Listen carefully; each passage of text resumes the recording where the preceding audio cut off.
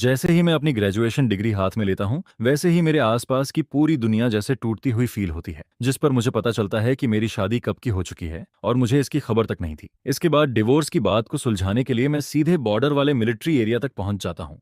तभी वहां खड़े खड़े मैं थोड़ा कंफ्यूज्ड होता हूँ और तभी एक ठंडी लेकिन साफ आवाज सुनाई देती है, तुम किसे ढूंढ रहे हो? जिस पर मैं सामने देखता हूँ तो एक बेहद पावरफुल ऑनरा वाली वुमन अभी अभी गाड़ी से नीचे उतरती है, जिसे देखकर मैं जवाब देता हूँ, मैं सॉन्ग तन्ह हुआन को ढूंढ रहा हूँ। क्या आप लोग उसे जानते हैं? यह सुनते ही वहां खड़े सभी लोग शॉक्ड रह जाते हैं, क्योंकि सॉन्ग थान हुआन कोई आम इंसान नहीं बल्कि एक फेमस फीमेल कमांडर होती है और वो इस वक्त उसी लड़के के सामने खड़ी रहती है, जिस पर सॉन्ग थान हुआन की आंखों में हल्की सरप्राइज दिखाई देती है। अपनी फोटोग्राफिक मेमोरी की वजह से वो कॉन्फिडेंटली सोचती है कि इतने हैंडसम आदमी को अगर उसने कभी देखा होता तो वो कभी भूलती नहीं, लेकिन उसे उसकी कोई याद नहीं आती। फिर वो शांत आवाज में पूछती है, तुम सॉन्ग ताना हुआन को क्यों ढूंढ रहे हो? जिस पर मुझे बिल्कुल भी अंदाजा नहीं होता कि सामने खड़ी यही मेरी नाम की वाइफ है, और मैं सीधे बोल देता हूँ, मैं उसका हस्बैंड हूँ, उससे कुछ पर्सनल बात करनी है। यह सुनते ही आसपास के लोग तुरंत भड़क जाते हैं, अरे लड़के, उम्र तो तेरी कम लगती है लेकिन बातें बड़ी अजीब कर रहा है। सॉन्ग थान हुआन का कोई हस्बैंड नहीं है? आखिर तुम हो कौन? जिस पर सॉन्ग थान हुआन भी मुझे सस्पिशियस नजरों से देखने लगती है। वैसे भी मैं 4 घंटे तक डेजर्ट में पैदल चलकर यहाँ पहुंचा था, मैं पहले से ही इरिटेटेड था, ऊपर से इन लोगों का एटीट्यूड देखकर मेरा गुस्सा और बढ़ जाता है। फिर मैं चिढ़कर बोलता हूँ, कॉमरेड, आपको इतना कॉन्फिडेंस कैसे है कि सॉन्ग तन्हा हुआन का हस्बैंड नहीं है? बस उसे यहाँ बुलाइए और मेरे सामने बात क्लियर कर लीजिए। मुझे ऐसे मत देखिए जैसे मैं कोई फ्रॉड हूँ। यहाँ तक आने में मेरी हालत खराब हो गई है, सच में यहाँ आकर तो मैंने खुद ही मुसीबत मोल ले ली। जिस पर एक सैनिक तुरंत बोल पड़ता है, कॉमरेड, आपके सामने जो खड़ी हैं वही हमारी कमांडर हैं और वही सॉन्ग थान हुआन भी हैं। यह सुनते ही मैं पूरी तरह स्टैंड रह जाता हूँ, जिसे देखकर मेरे अंदर का सोशल एंजाइटी फिर से एक्टिवेट हो जाता है। वहीं दूसरी तरफ सभी लोग भी काफी शॉक्ड रहते हैं, क्योंकि सब जानते थे कि कमांडर पहले से शादीशुदा है। दरअसल जब सॉन्ग थान हुआन को प्रमोशन मिलने वाला था तब ऊपर से नोटिस आया था कि मैरिड लोगों को ज्यादा प्रायोरिटी दी जाएगी। उनका मानना था कि शादीशुदा औरतों में रिस्पॉन्सिबिलिटी और अटैचमेंट ज्यादा होती है। उसी दौरान मेरे परिवार वाले चाहते थे कि मेरी शादी मेरे दादाजी के लाइफ सेवर के पोते से हो जाए। हालांकि मैंने सुना था कि वो गांव का एक साधारण फार्मर है, लेकिन जब मैंने उसकी फोटो देखी तो वो काफी हैंडसम और डिसेंट दिखाई दिया। ऊपर से वो उस इंसान का पोता था जिसने मेरे दादाजी की जान बचाई थी, इसलिए मुझे भी ये रिश्ता बुरा नहीं लगा। लेकिन तभी मुझे मिशन पर जाना पड़ा और इसी तरह 2 साल निकल गए। मैं अपने रजिस्टर्ड हस्बैंड से कभी मिल ही नहीं पाई। इसके बाद जब सब कुछ स्टेबल हुआ तो मैंने सोचा कि शायद अब उससे कांटेक्ट करना चाहिए और पूछना चाहिए कि क्या वो मिलिट्री लाइफ के साथ एडजस्ट होना चाहेगा। लेकिन जैसे ही मैंने इंक्वायरी शुरू की, एक शॉकिंग खबर सामने आ गई। यूनत बाच नाम का आदमी अफेयर कर चुका था। यह बात सुनकर मुझे काफी धक्का लगा। ऊपर से मिलिट्री मैरिज को तोड़ क्राइम माना जाता है। शुरुआत में तो मैंने फैसला कर लिया था कि उसे सजा दिलवाऊंगी, लेकिन तभी खबर आती है कि वो आदमी अपनी लवर के साथ सुसाइड कर चुका है, जिस पर सॉन्ग फैमिली काफी सोच विचार के बाद मामला आगे नहीं बढ़ाती। हालांकि वो औरत बच जाती है और अभी तक जेल में बंद रहती है। यह पूरा मामला पूरे मिलिट्री एरिया में फैल चुका था, क्योंकि एक बार लीडरशिप ने सॉन्ग थान हुआन से उसके फैमिली लाइफ के बारे में पूछा था। उन्होंने कहा था कि वो चाहे तो अपने हस्बैंड को कुछ समय यहाँ बुला सकती है ताकि दोनों का रिलेशनशिप मजबूत हो सके, जिस पर मजबूर होकर सॉन्ग थान हुआन ने सच बता दिया। लेकिन दुर्भाग्य से वहां से गुजर रहे एक मिलिट्री फैमिली मेंबर ने सारी बातें सुन ली और वो इंसान काफी गॉसिप करने वाला निकला। इसके बाद पूरे कैंप में यह खबर फैल गई और अब अचानक एक हैंडसम लड़का सामने आकर खुद को कमांडर का हस्बैंड बता रहा था, जिस पर बाकी सैनिकों को यह सब काफी स्ट्रेंज लगने लगता है। फिर सॉन्ग थन हुआन अपनी सोच से बाहर आती है और सीधे बोलती है, मैं ही सॉन्ग थन हुआन हूँ और मेरा कोई हस्बैंड नहीं है, तुम आखिर हो कौन? जिस पर मुझे ऐसा फील होता है जैसे मुझे कोई क्रिमिनल समझा जा रहा हो। फिर मैं बोलता हूँ, क्या आपको फैमिली की तरफ से भेजी गई लेटर नहीं मिली? यह सुनकर सॉन्ग तान हुआन थोड़ा सोचती है। सच में पिछले कुछ समय से उसे कोई लेटर नहीं मिला था। तभी एक सैनिक बोलता है, कमांडर, सॉन्ग फैमिली वाला स्टाफ बीमार है, वो अभी घर पर पड़ा है। यह जगह काफी रिमोट है, इसलिए रिप्लेसमेंट भी नहीं मिला। उसने कुछ दिनों की छुट्टी ली हुई है, शायद कुछ दिन बाद लेटर पहुंचे। इसके बाद वही सैनिक मेरी तरफ देखकर पूछता है, लेकिन तुम्हें यह सब कैसे पता? जिस पर मैं जवाब देता हूँ, कुछ दिन पहले मैं अपने घर की लेटर चेक करने गया था, साथ ही सोचा था कि शायद जल्दी छुट्टी मिल जाए। तभी मैंने उन्हें बीमार हालत में देखा। घर में उनकी देखभाल करने वाला भी कोई नहीं था, इसलिए मैंने उनके लिए कुछ दवाइयां खरीद दी। फिर सॉन्ग तान हुआन बोलती है, ठीक है, मुझे लेटर नहीं मिली, लेकिन ये तो एक्सप्लेन करो कि तुम खुद को मेरा हस्बैंड क्यों कह रहे हो? जिस पर मैं शांत होकर बोलता हूँ, मेरा नाम डू थान है, मैं डू विलेज ल्यू थान काउंटी से हूँ। असल में आपका हस्बैंड विलेज चीफ का बेटा होना चाहिए था, लेकिन उसकी मौत हो गई। तभी मैरिज सर्टिफिकेट निकालते वक्त पता चला कि उस सर्टिफिकेट पर रजिस्टर्ड नाम मेरा था। इसके बाद मैं पूरी बात समझाता हूँ। बाद में इन्वेस्टिगेशन में पता चला कि 2 साल पहले वो नहद बाच ने आपके साथ शादी रजिस्टर करवाई थी, लेकिन हाउस होल्ड रजिस्टर में उसने मेरी पेज भेज दी थी। उस समय काउंटी में नए हाउस होल्ड रजिस्टर रजिस्ट्रेशन चल रहे थे, इसलिए पूरे गांव के लोग अपनी फैमिली रजिस्टर विलेज चीफ के घर छोड़ देते थे। वूनट बक आपसे शादी नहीं करना चाहता था, लेकिन फैमिली प्रेशर की वजह से उसने चुपके से मेरी रजिस्ट्रेशन पेज भेज दी। उस वक्त मैं कैपिटल सिटी में यूनिवर्सिटी में पढ़ाई कर रहा था। मुझे इस शादी के बारे में कुछ भी पता नहीं था और मेरे फैमिली वालों ने भी ठीक से डॉक्यूमेंट्स चेक नहीं किए। इसी कंफ्यूजन में हमारी शादी हो गई।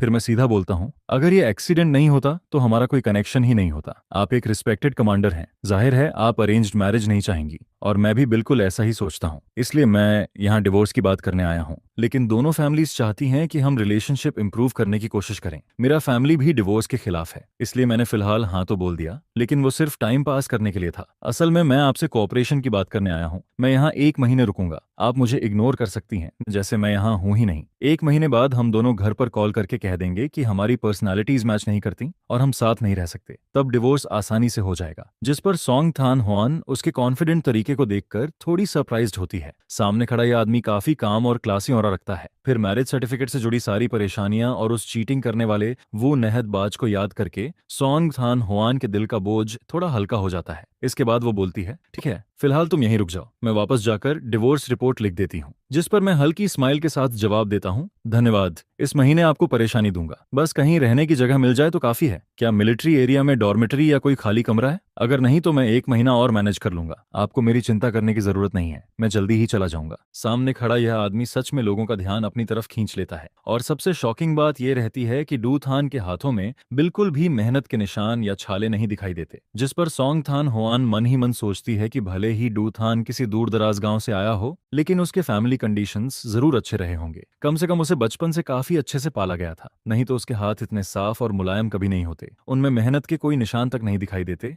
इसके बाद सोंग थान हुआन बोलती है, चलो अब मैं तुम्हें मिलिट्री एरिया लेकर चलती हूँ और रहने की जगह अरेंज कर देती हूँ। जिस पर मुझे अचानक याद आता है और मैं बोलता हूँ, वैसे बस से उतरने के बाद मेरा सूटकेस रास्ते में कहीं खो गया। अगर आपको समय मिले तो उसे ढूंढने में मदद कर दीजिएगा। सच कहें तो इतनी दूर सिर्फ एक बैकपैक लेकर आना काफी अजीब लगता, तो असल में मेरा लग्जरी रास्ते में ही छूट गया था। यह सुनते ही सोंग तान हुआन तुरंत तालुआंग से कहती है, तुम पेट्रोल रूट वाले रास्ते पर गाड़ी लेकर जाओ, जहां डेजर्ट के अंदर बस रुकती है वहां तक चेक करो, अगर कोई सूटकेस मिले तो उसे वापस ले आना। जिस पर तालुआंग कमांडर की मिलिट्री जीप लेकर सीधे डेजर्ट की तरफ निकल जाता है। वहीं सोंग दान हुआन मुझे साथ लेकर मिलिट्री एरिया की तरफ जाने लगती है। दरअसल तान होई मिलिट्री जोन एक बॉर्डर डेजर्ट एरिया होता है। वहां पहुंचने के लिए अभी भी लंबा रास्ता तय करना पड़ता है और पिछले कुछ दिनों से मैं लगातार ट्रैवल करते करते पूरी तरह थक चुका था। जिस पर जैसे ही मैं पैसेंजर सीट पर बैठता हूं, मेरा पूरा शरीर रिलैक्स होने लगता है। फिर सोंग तान हुआन बोलती है, शायद तुम बस से गलत जगह उतर गए थे, क्योंकि उस जगह से यहाँ आने के लिए पूरा डेजर्ट क्रॉस करना पड़ता है, तभी बॉर्डर चेक पॉइंट मिलता है। लेकिन कुछ मिनट गुजरने के बाद भी उसे मेरी तरफ से कोई जवाब नहीं मिलता।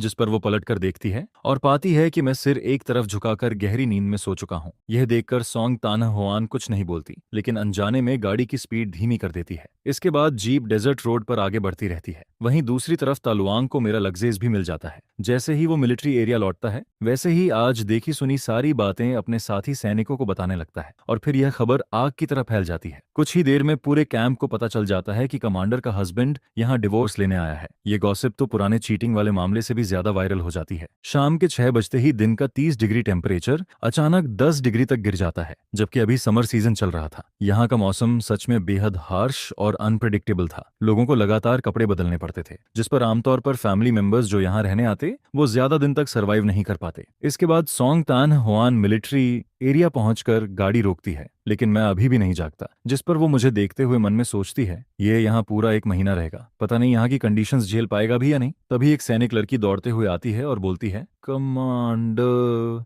आप इतनी देर से क्यों आई? मैंने ब्रदर इन लॉ का कमरा साफ कर दिया है, उनका लग्जेज भी वहां रख दिया। लेकिन जैसे ही वो पास आती है, उसे पता चलता है कि मैं तो गहरी नींद में हूँ। जिस पर मैं धीरे धीरे आंखें खोलता हूँ। क्या हम मिलिट्री एरिया पहुंच गए? फिर वो लड़की बोलती है, अभी अंदर तक पैदल जाने में भी 10 मिनट लगेंगे, ठंड लग गई तो बीमार पड़ जाओगे। यह सुनकर मुझे थोड़ा सरप्राइज होता है। मुझे उम्मीद नहीं थी कि मेरी ये टेम्परेरी वाइफ इतनी केयरिंग निकलेगी। वो मेरे लिए जैकेट तक लेकर आई थी। जिस पर मैं मुस्कुराकर बोलता हूँ, थैंक्स सिस्टर इन लॉ, माफ करना, मेरी वजह से तुम्हें परेशानी हुई। वो तुरंत शर्माते हुए बोलती है, कोई बात नहीं, गलती से आपकी नींद खराब कर दी। जिस पर मैं जवाब देता हूँ, नहीं बस मैं बहुत ज्यादा थक गया था, थोड़ी देर आंख लग गई। वैसे मैंने सुना कि लगेज मिल गया। हाँ, वो कमरे में रखा है, मैंने आपके रहने का इंतजाम भी कर दिया। स्टाफ क्वार्टर्स में एक खाली रूम था, फिलहाल आप वहीं रह सकते हैं। अगर पसंद ना आए तो कल दूसरा कमरा बदलवा देंगे। यह सुनकर मैं तुरंत बोलता हूँ, बहुत धन्यवाद, सच में तुम्हें तकलीफ दी मैंने। इसके बाद सोंग थान हुआन लड़की से चाबी लेती है और कहती है, ठीक है अब तुम अपना काम करो। जिस पर वो जवाब देती है, जी कन्ना, जी कमांडर, मैं चलती हूँ। उधर मैं चलते चलते मन ही मन सोचने लगता हूँ, इस पैरेलल वर्ल्ड में आए हुए मुझे काफी समय हो चुका था। कभी कभी तो मैं अपने पुराने मॉडर्न वर्ल्ड को ही भूल जाता हूँ। असल में अपने पुराने जीवन में मैं बचपन से फैमिली का लाडला था। पढ़ाई की मेहनत छोड़ दें तो मैंने जिंदगी में कभी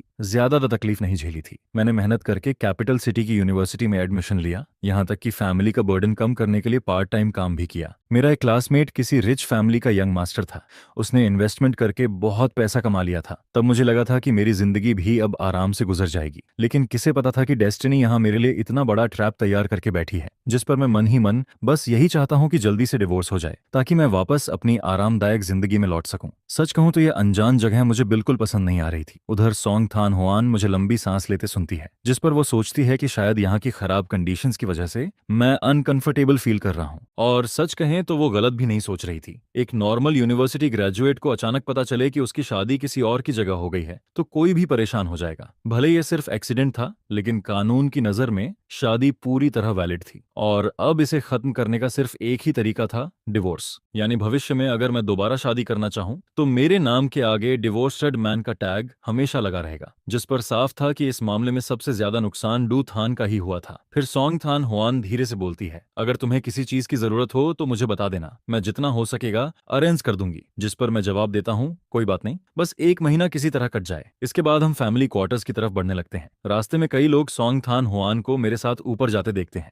जिस पर हर कोई अपने कमरे से सिर निकालकर हमें देखने लगता है। सभी धीरे धीरे गॉसिप करने लगते हैं। मैं तीसरी मंजिल तक चढ़ता हूँ और रास्ते में कई बच्चे भी मुझे क्यूरियोसिटी से घूरते रहते हैं। आसपास अलग अलग खाने की खुशबू फैली रहती है, लेकिन सच कहूं तो मुझे ऐसे अपार्टमेंट स्टाइल बिल्डिंग्स बिल्कुल पसंद नहीं थे। यह जगह किसी कलेक्टिव डॉर्मेट्री जैसी लगती थी। मुझे तो हमेशा प्राइवेट कोर्टयार्ड वाले घर पसंद थे, जहां बाथरूम और टॉयलेट भी अलग हों। इसके बाद सोंग थान हुआन दरवाजा खोलते हुए बोलती है, कमरा साफ कर दिया गया है। फिर वो आगे कहती है, यहाँ का क्लाइमेट अलग है, रात में टेम्परेचर काफी गिर जाता है। तभी एक मिडिल एज्ड वुमन क्यूरियस होकर पास आती है। असल में अब तक पूरे कैंप को पता चल चुका था कि मैं यहाँ डिवोर्स के लिए आया हूँ, इसलिए यह खबर बाहर फैलना तय था। लेकिन अब सबसे ऑकवर्ड बात यह थी कि सोंग थान हुआन आखिर मेरा इंट्रोडक्शन कैसे दे, क्योंकि हमारे बीच का रिलेशनशिप खुद बेहद अजीब स्थिति में था। तभी वो वुमन पूछती है, थान हुआन जरा रुको तो, ये कौन है? जिस पर सोंग थान हुआन कुछ बोलने ही वाली होती है कि मैं सीधे जवाब दे देता हूँ, मैं सोंग थान हुआन का लीगल हस्बैंड हूँ। यह सुनते ही वहां मौजूद लोग फिर से शॉक्ड रह जाते हैं। इसके बाद मैं कमरे के अंदर चला जाता हूँ और सोंग थान हुआन भी मेरे पीछे अंदर आती है। कमरे के अंदर बेड पर मोटा मैट्रेस और ब्लैंकेट पहले से रखा होता है। सब कुछ मिलिट्री ग्रीन कलर में परफेक्टली अरेंज्ड रहता है, जिस पर मुझे तुरंत समझ आ जाता है कि तलवांग शायद यूनिट डॉर्मेट्री से मेरे लिए ब्लैंकेट लाया था। तभी सोंग थान हुआन बोलती है, वो ब्लैंकेट मेरा है, तलवांग उसे मेरी कपबोर्ड से निकाल कर लाया था, लेकिन चिंता मत करो, वो साफ है। जिस पर मैं हल्का मुस्कुराकर जवाब देता हूँ, ठीक है, धन्यवाद, जाते वक्त मैं इसे धोकर वापस कर दूंगा। फिर वो समझाते हुए कहती है, हर फ्लोर पर पब्लिक वाटर टैप है, बाथरूम नीचे फर्स्ट फ्लोर पर है और अभी इस समय कैफेटेरिया में खाना भी मिल जाएगा। चाहो तो मैं तुम्हें वहां ले चलूं या खाना लाकर दे दूं। यह सुनते ही मुझे सच में भूख फील होने लगती है, जिस पर मैं तुरंत बोलता हूं, चलो साथ में खाना खाने चलते हैं, वैसे भी मुझे रास्ते याद करने हैं, मैं रोज रोज तुम्हें परेशान नहीं कर सकता। उधर बाहर कुछ औरतें धीरे धीरे गॉसिप करने लगती हैं, अरे कमांडर का हस्बैंड कितना हैंडसम है, सुना है वो यहाँ डिवोर्स लेने आया है। इतना हैंडसम आदमी हो तो दूसरी शादी के लिए भी लाइन लग जाएगी। फिर दूसरी औरत बोलती है, तो आज की रूमर सच थी? जिस पर जवाब आता है, बिल्कुल, अगर वो डिवोर्स लेने नहीं आता तो यहाँ क्यों आता? ऊपर से वो एक आउटस्टैंडिंग यूनिवर्सिटी स्टूडेंट भी है, इतना अच्छा लड़का है, जाहिर है उसके दिल में ये शादी कभी थी ही नहीं। हालांकि ये शादी गलती से हुई थी, लेकिन लोगों को फिर भी मैं और सोंग थान हुआन साथ में काफी अच्छे लग रहे थे। जिस पर कुछ औरतें आपस में बातें करने लगती हैं, कमांडर सोंग का फैमिली तो पूरा कैपिटल सिटी में रहता है, सबके पास स्टेबल जॉब्स हैं और फैमिली कंडीशंस भी काफी अच्छी हैं। वैसे सोंग तन्हा हुआन बस थोड़ी कोल्ड पर्सनैलिटी वाली है, वरना दिल की बहुत अच्छी इंसान है। और उसका वो छोटा सा खूबसूरत चेहरा देखो, अगर वो मिलिट्री में नहीं होती तो बाहर जाकर कम से कम कोई बड़ी सेलिब्रिटी जरूर बनती। फिर दूसरी औरत बोलती है, और सच कहूं तो दोनों साथ में चलते हुए बहुत परफेक्ट लग रहे हैं। वही क्या कहते हैं, टैलेंटेड मैन और ब्यूटीफुल वुमन वाली जोड़ी। जिस पर मैं और सोंग थान हुआन फैमिली क्वार्टर्स से निकलकर मिलिट्री कैफेटेरिया की तरफ बढ़ने लगते हैं। रास्ते में ज्यादातर लोग सोल्जर्स ही दिखाई देते हैं। मैं लगातार मिलिट्री यूनिफॉर्म पहने लोगों को आते जाते देखता रहता हूँ, लेकिन सबसे ऑकवर्ड बात यही थी कि सोंग थान हुआन यहाँ की कमांडर थी, जिस पर रास्ते में मिलने वाला हर सैनिक रुककर सैल्यूट करता और उससे बात करता। वहीं काफी लोग मुझे भी क्यूरियोसिटी से देखने लगते हैं। इसके बाद हम कैफेटेरिया पहुंचते हैं। वहां काफी सारे लोग लाइन में खड़े होकर खाना ले रहे होते हैं। मैं नजर घुमाकर खाने को देखता हूं तो वहां स्टीम्ड कॉर्न ब्रेड रखा होता है। साथ में सिर्फ पोटैटो और कैबेज की सब्जी रहती है और 2 बाउल एक सूप के भी रखे होते हैं। जिस पर सोंग थान होआन मेरी तरफ देखकर बोलती है, आते आसार, आज के लिए तुम यही खा लो। अगर तुम्हें कुछ और खाना हो तो बता देना, मैं मौका मिलते ही काउंटी जाकर तुम्हारे लिए ले आऊंगी। दरअसल सोंग तान होआन बचपन से कैपिटल सिटी में पली बड़ी थी। उसके फैमिली कंडीशंस आम लोगों से कहीं बेहतर थे। उसने बचपन से काफी अच्छे अच्छे खाने खाए थे, लेकिन बॉर्डर मिलिट्री एरिया में आने के बाद उसे भी यहाँ की जिंदगी कितनी मुश्किल है ये समझ आ गया था। हालांकि बचपन से मिलिट्री एनवायरनमेंट में रहने की वजह से वो इन हालातों की आदी भी थी। उधर मैं अपने सामने रखे एल्यूमिनियम लंच बॉक्स को देखता हूँ और फिर आसपास नजर घुमाता हूँ। वहाँ कई सैनिक बड़े मजे से खाना खा रहे होते हैं और ये बात समझ में भी आती है। आखिर पूरा दिन ट्रेनिंग और मिशंस करने के बाद किसी को भी खाना स्वादिष्ट लगेगा। फिर मैं धीरे से बोलता हूँ, मैं साउथ साइड का हूँ। बचपन से हमारा मेन फूड राइस रहा है। जब फैमिली गरीब थी तब हम ज्यादातर प्लेन राइस पॉरेज खाते थे, साथ में हरी सब्जियां, पिकल या स्टीम्ड एग्स चलते थे। इसलिए यहाँ का खाना ऑनेस्टली मेरे टेस्ट के हिसाब से नहीं है। शायद आज ज्यादा ट्रैवल करने की वजह से भी अब भूख कम हो गई है। जिस पर सोंग तान होआन तुरंत बोलती है, फिर भी थोड़ा खा लो, अगर नहीं खा पाए तो मैं इसे पैक करवा देती हूँ, बाद में रात में खा लेना। यह सुनकर मैं पहले उसके खाने का हिस्सा अलग कर देता हूँ और बोलता हूँ, पहले तुम अपना हिस्सा ले लो, कहीं ऐसा ना हो कि मैं तुम्हारा खाना खराब कर दूं, मेरे लिए इतना काफी है। जिस पर सोंग थान होआन हल्का सा सिर हिलाती है। इसके बाद वो अपना लंच बॉक्स लेकर कैफेटेरिया के बाहर लगे पानी के नल की तरफ चली जाती है और मुझे कुछ भी करने नहीं देती। तभी पीछे से एक औरत आवाज लगाती है, लिटिल सॉन्ग, लिटिल सॉन्ग। उसके साथ एक और मिडिल एज्ड वुमन भी होती है। फिर वो मुस्कुराते हुए पूछती है, सुना है तुम्हारे घर से कोई आया है, क्या यही तुम्हारे हस्बैंड हैं? जिस पर सोंग थान होआन थोड़ा ऑकवर्ड होकर बोलती है, मामला थोड़ा कॉम्प्लिकेटेड है, बाद में एक्सप्लेन करूंगी। यह सुनते ही वो औरत मुझे ऊपर से नीचे तक देखकर बोलती है, अरे वाह, ये लड़का तो बहुत हैंडसम है। बेटा, तुम कहाँ के रहने वाले हो? जिस पर मैं पोलाइटली जवाब देता हूँ, हेलो सिस्टर, मेरा नाम दुथान है, मैं साउथ साइड से हूँ। यह सुनते ही वो एक्साइटेड होकर बोलती है, साउथ साइड से हो? तभी लोग कहते हैं कि साउथ साइड की मिट्टी अच्छे लोगों को जन्म देती है। यह बात सच निकली। फिर वो हंसते हुए कहती है, घबराना मत, हमारे फैमिली क्वार्टर्स में तुम्हारी उम्र के लड़के बहुत कम हैं। तुम दोनों जब फ्री हो तो हमारे घर खेलने आ जाना। इसके बाद वो सोंग थान होआन से कहती है, तुम पहले अपने हस्बैंड को लेकर जाओ, मुझे तुमसे बाद में कुछ बात करनी है। जिस पर मेरे पास मना करने का कोई तरीका नहीं बचता और मैं मजबूरी में फीमेल कमांडर के हस्बैंड की तरह उसके साथ आगे बढ़ने लगता हूँ। उधर वो वुमन धीरे से सोंग तान होआन से कहती है, आज गार्ड स्टेशन से लौटे लड़कों से मैंने तुम्हारे बारे में सब सुन लिया, अब तुम क्या करने वाली हो? मैंने तुम्हें बचपन से बड़ा होते देखा है। 2 साल पहले जब तुमने मैरिज रिपोर्ट सबमिट की थी तब लगा था कि अब तुम्हारी जिंदगी सेटल हो जाएगी, लेकिन पलटते ही इतनी बड़ी प्रॉब्लम हो गई। और आज पता नहीं किसने खबर फैलाई कि पूरा मिलिट्री एरिया जान गया। सब लोग यही बात कर रहे हैं कि डेजर्ट के बीच एक आदमी आया और तुमसे डिवोर्स मांग रहा है। जिस पर सोंग तान होआन तुरंत बोलती है, यह जरूर ता लुआंग की हरकत होगी। लेकिन वो वुमन सिर हिलाकर जवाब देती है, असल में वो ना भी बताता तो कोई और बता देता, ये बात यहाँ फैलनी ही थी। फिर वो थोड़ी सीरियस होकर पूछती है, कुछ बोलोगी भी? इतनी चुप क्यों हो? क्या तुम सच में डिवोर्स लेने वाली हो? पहले ही वो न्यटबाज के चीटिंग स्कैंडल ने तुम्हारे करियर को अफेक्ट किया था, अगर अब डिवोर्स भी हो गया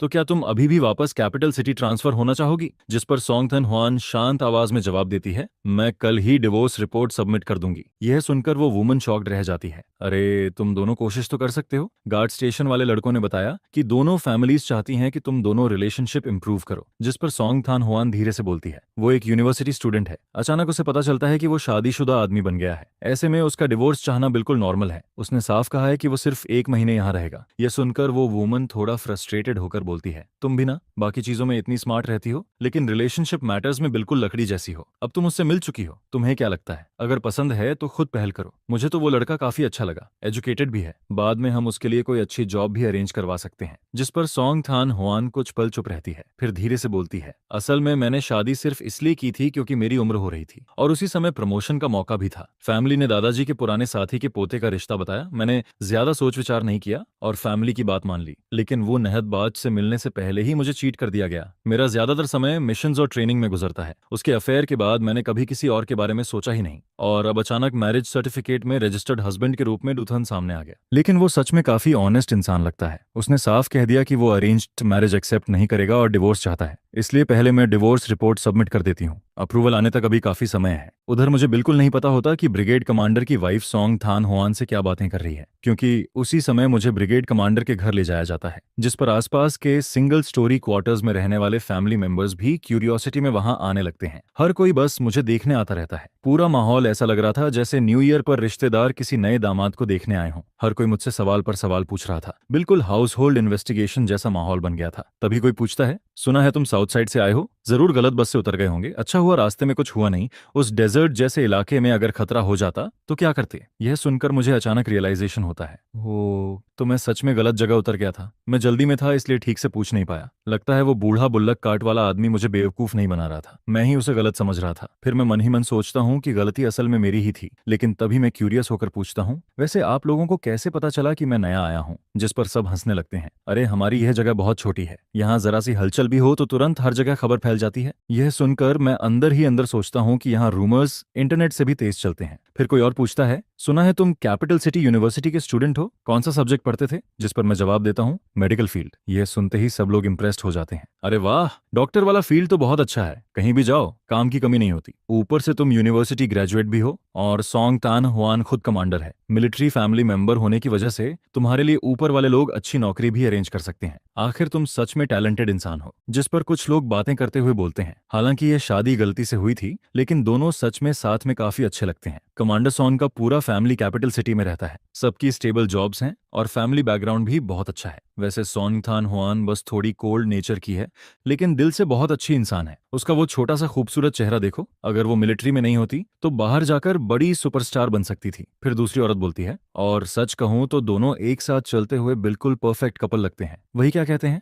मेड फॉर ईच अदर। जिस पर मैं और सोंग थान हुआन मिलिट्री फैमिली एरिया से निकलकर कैफेटेरिया की तरफ बढ़ते रहते हैं। रास्ते में ज्यादातर सोल्जर्स ही दिखाई देते हैं, और क्योंकि सोंग थान हुआन कमांडर थी इस सिरे से, इसलिए हर मिलने वाला सैनिक रुककर सैल्यूट करता और उससे बात करता। उधर मैं भी काफी लोगों की नजरों का सेंटर बना हुआ था, लेकिन तभी कुछ लोग मेरी पढ़ाई के बारे में सुनकर और एक्साइटेड हो जाते हैं। सही कहा, मेडिकल फील्ड बहुत अच्छा होता है, बाद में दोनों हस्बैंड वाइफ की जिंदगी जरूर अच्छी हो जाएगी। यह सुनते ही मैं तुरंत बोल पड़ता हूँ, मैं यहाँ डिवोर्स लेने आया हूँ, सच में डिवोर्स। फिर मैं मन ही मन सोचता हूँ, क्या मैं इतनी दूर सिर्फ मजाक करने आया हूँ? जिस पर एक आंटी हंसते हुए बोलती है, अरे नौजवान, तुम सच में डिवोर्स लेना चाहते हो? मैं तुरंत जवाब देता हूँ, अगर श्योर नहीं होता तो यहाँ तक क्यों आता। हालांकि ये टेम्परेरी वाइफ सच में बहुत खूबसूरत थी और लोगों का ख्याल रखना भी जानती थी, लेकिन इसका मतलब ये नहीं था कि मैं यहाँ रुक जाऊं। फिर एक औरत मुस्कुराते हुए बोलती है, अरे बेटा, तुम अभी बहुत छोटे हो, क्या पता यह सब ऊपर वाले की बनाई हुई डेस्टिनी हो। तुम दोनों साथ रहकर तो देखो, इसमें नुकसान ही क्या है। इसके बाद वो पूछती है, वैसे तुम यहाँ कितने दिन रुकने वाले हो? जिस पर मैं जवाब देता हूँ,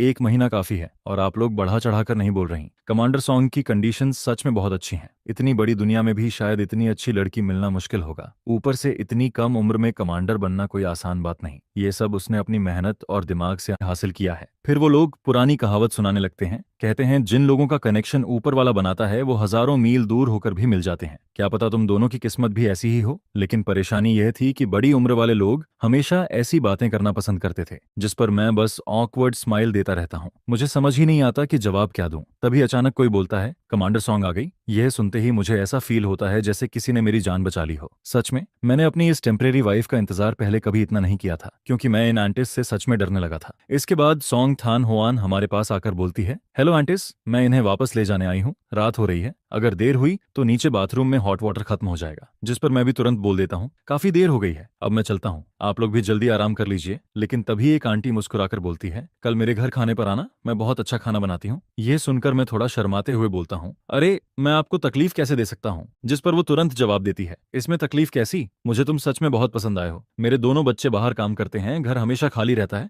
मुझे यंग लोगों से बातें करना अच्छा लगता है, तुम्हें कल जरूर आना पड़ेगा। जिस पर मैं मुस्कुराकर जवाब देता हूँ, अगर आपने इतना इंसाइट किया है तो कल जरूर आऊंगा, बस फिर मुझे देखकर हंसिएगा मत। यह सुनते ही वो खुश होकर बोलती है, बस ऐसे ही ठीक है। इसके बाद हम लोग फैमिली क्वार्टर्स से निकलकर डॉर्मेट्री बिल्डिंग की तरफ बढ़ते हैं। दोनों जगहों के बीच लगभग 500 मीटर की दूरी होती है। जैसे ही मैं डॉर्मेट्री बिल्डिंग के नीचे पहुंचता हूं, वैसे ही अंदर से शोर की आवाजें सुनाई देती रहती हैं। कहीं बड़े लोग बच्चों को डांट रहे थे, कहीं बच्चे रो रहे थे, हर कमरे से अलग अलग आवाजें आ रही थीं। जिस पर सोंग थान हुआन मुझे ऊपर तक छोड़ने आती है। फिर वो बोलती है, मैं अब चलती हूँ, अगर किसी चीज की जरूरत हो तो कल बता देना। नीचे हॉट वाटर रात 9 बजे के बाद खत्म हो जाता है, अगर नहाना हो तो जल्दी चले जाना। जिस पर मैं जवाब देता हूँ, ठीक है, समझ गया। असल में आज पूरा दिन मैंने डेजर्ट में चलते हुए बिताया था, पूरा शरीर पसीने से भीग चुका था और अब रात में टेम्परेचर भी नीचे गिर रहा था। जिस पर मैं सूटकेस खोलकर साफ कपड़े निकालता हूँ और बेसिन लेकर नीचे बाथरूम की तरफ जाने लगता हूँ। रास्ते में कुछ लोग आते जाते दिखाई देते हैं, लेकिन ज्यादातर लोग नहा चुके होते हैं, और सच कहूँ तो मुझे यही बेहतर लगता है।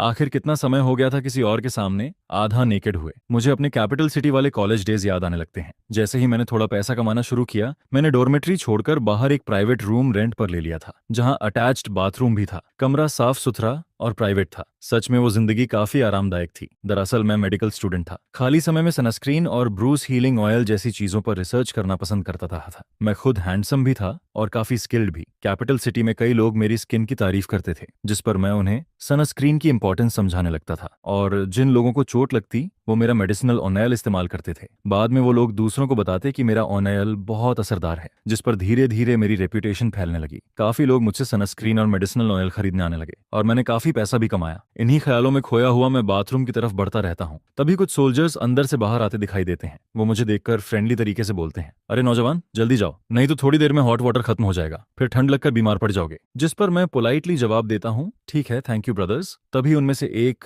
धीरे से बोलता है, कमांडर सॉन्ग का नया टारगेट सच में बहुत हैंडसम है। यह सुनकर मैं थोड़ा तेज चलने लगता हूँ और मन ही मन सोचता हूँ कि बेहतर होगा कल से खुद ही थोड़ा हॉट वाटर लेकर कमरे में नहा लिया करूं। हालांकि यह थोड़ा ट्रबलसम था, क्योंकि यहाँ शायद बकेट या एक्स्ट्रा हॉट वाटर का इंतजाम भी नहीं था। जिस पर मैं सोचता हूँ कि कल अपनी इस टेम्परेरी वाइफ से इस बारे में बात करनी पड़ेगी। इसके बाद मैं पब्लिक बाथरूम के अंदर पहुंचता हूँ। शायद देर होने की वजह से वहां अब कोई नहीं बचा था। यह देखकर मैं राहत की सांस लेता हूँ। फिर जल्दी जल्दी नहाकर वापस कमरे में लौट आता हूँ और बिस्तर पर लेटते ही कब मुझे नींद आ जाती है इसका मुझे खुद पता नहीं चलता। लेकिन अगली सुबह बर्तनों की आवाज, बच्चों के रोने और लोगों की डांटने की आवाजों से मेरी आंख खुल जाती है, क्योंकि यह जगह बिल्कुल भी साउंड प्रूफ नहीं थी, जिस पर सुबह सुबह ही मेरी नींद खराब हो जाती है। मैं धीरे धीरे उठकर बेडसाइड पर रखा वॉच रिस्ट उठाता हूँ और समय देखता हूँ। क्या अभी सिर्फ 7:30 बजे हैं? यह देखकर मैं तुरंत वापस ब्लैंकेट ओढ़ लेता हूँ और बाहर की आवाजों को इग्नोर करके दोबारा सोने की कोशिश करता हूँ, जिस पर मैं फिर से गहरी नींद में सो जाता हूँ और सीधे दोपहर 1 बजे जाकर उठता हूँ। लेकिन जैसे ही मैं दरवाजा खोलता हूँ,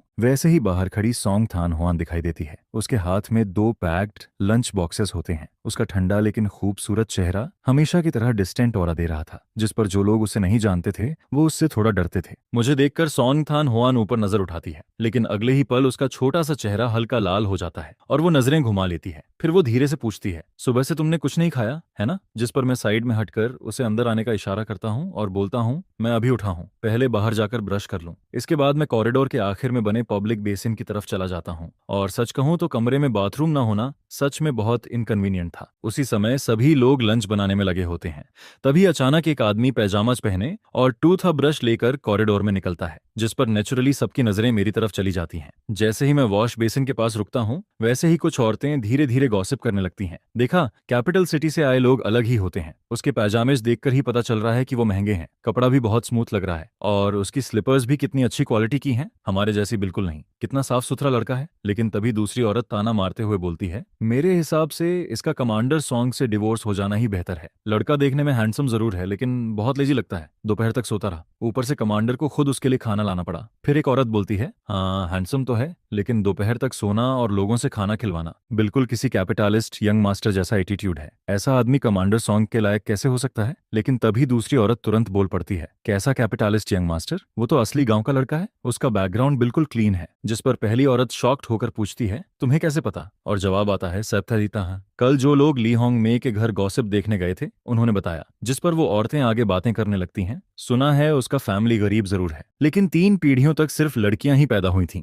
इतने बड़े फैमिली में बड़ी मुश्किल से जाकर यह एक लड़का पैदा हुआ है और बचपन से ही पढ़ाई में बहुत तेज था, यहाँ तक कि यूनिवर्सिटी तक पहुंच गया। पूरे गांव में सिर्फ वही एक यूनिवर्सिटी स्टूडेंट है, इसलिए अगर थोड़ा नखरे करता भी है तो ये कोई बड़ी बात नहीं। लेकिन तभी दूसरी औरत मुंह बनाकर बोलती है, पढ़ाई से क्या होता है? असली काबिलियत तो पैसा कमाने में होती है। हालांकि मुझे पता था कि लोग मेरे बारे में बातें करेंगे, लेकिन मुझे इसकी ज्यादा परवाह नहीं थी। वैसे भी 1 महीने बाद हम सब अपनी अपनी जिंदगी में चले जाएंगे, शायद फिर कभी मुलाकात भी ना हो। जिस पर मैं वापस कमरे की तरफ लौटने लगता हूँ। रास्ते में कॉरिडोर में कुछ लोग मुझे हेलो बोलते हैं और मैं भी मुस्कुराकर जवाब देता रहता हूँ। इसके बाद जैसे ही मैं कमरे का दरवाजा खोलता हूँ, वैसे ही सॉन्ग तना हुआन छोटी सी लिविंग रूम वाली टेबल के पास बैठी दिखाई देती है। टेबल पर रखा लंच बॉक्स अभी तक खुला भी नहीं था और सच कहूं तो खूबसूरत लोग सिर्फ चुपचाप बैठे रहें तब भी वो किसी पेंटिंग जैसे लगते हैं। जिस पर मैं धीरे से बोलता हूँ, तुम पहले खा लिया करो, मेरा इंतजार करने की जरूरत नहीं है। लेकिन तभी वो शांत आवाज में जवाब देती है, मैं खा चुकी हूँ, ये दोनों पोर्शंस तुम्हारे लिए हैं। इसके बाद वो खाना मेरी तरफ बढ़ाते हुए बोलती है, ये मिंस्ड मीट वाला कॉर्न नूडल्स है, और ये मंटू, मुझे नहीं पता तुम्हें क्या पसंद है, इसलिए थोड़ा थोड़ा सब ले आई। सच कहूं तो पहली मुलाकात के अलावा उसने अब तक मेरे साथ कभी बुरा व्यवहार नहीं किया था। उसका हर एक्शन काम, मैच्योर और केयरिंग था। जिस पर अचानक मेरे दिमाग में वो नेहद बच और उसकी लवर की बात आने लगती है। अगर दोनों सच में एक दूसरे से प्यार करते तो शायद मैं कुछ नहीं सोचता, लेकिन असल में मामला कुछ और था। वो एजुकेटेड विलेज गर्ल बस मुश्किल जिंदगी नहीं जीना चाहती थी,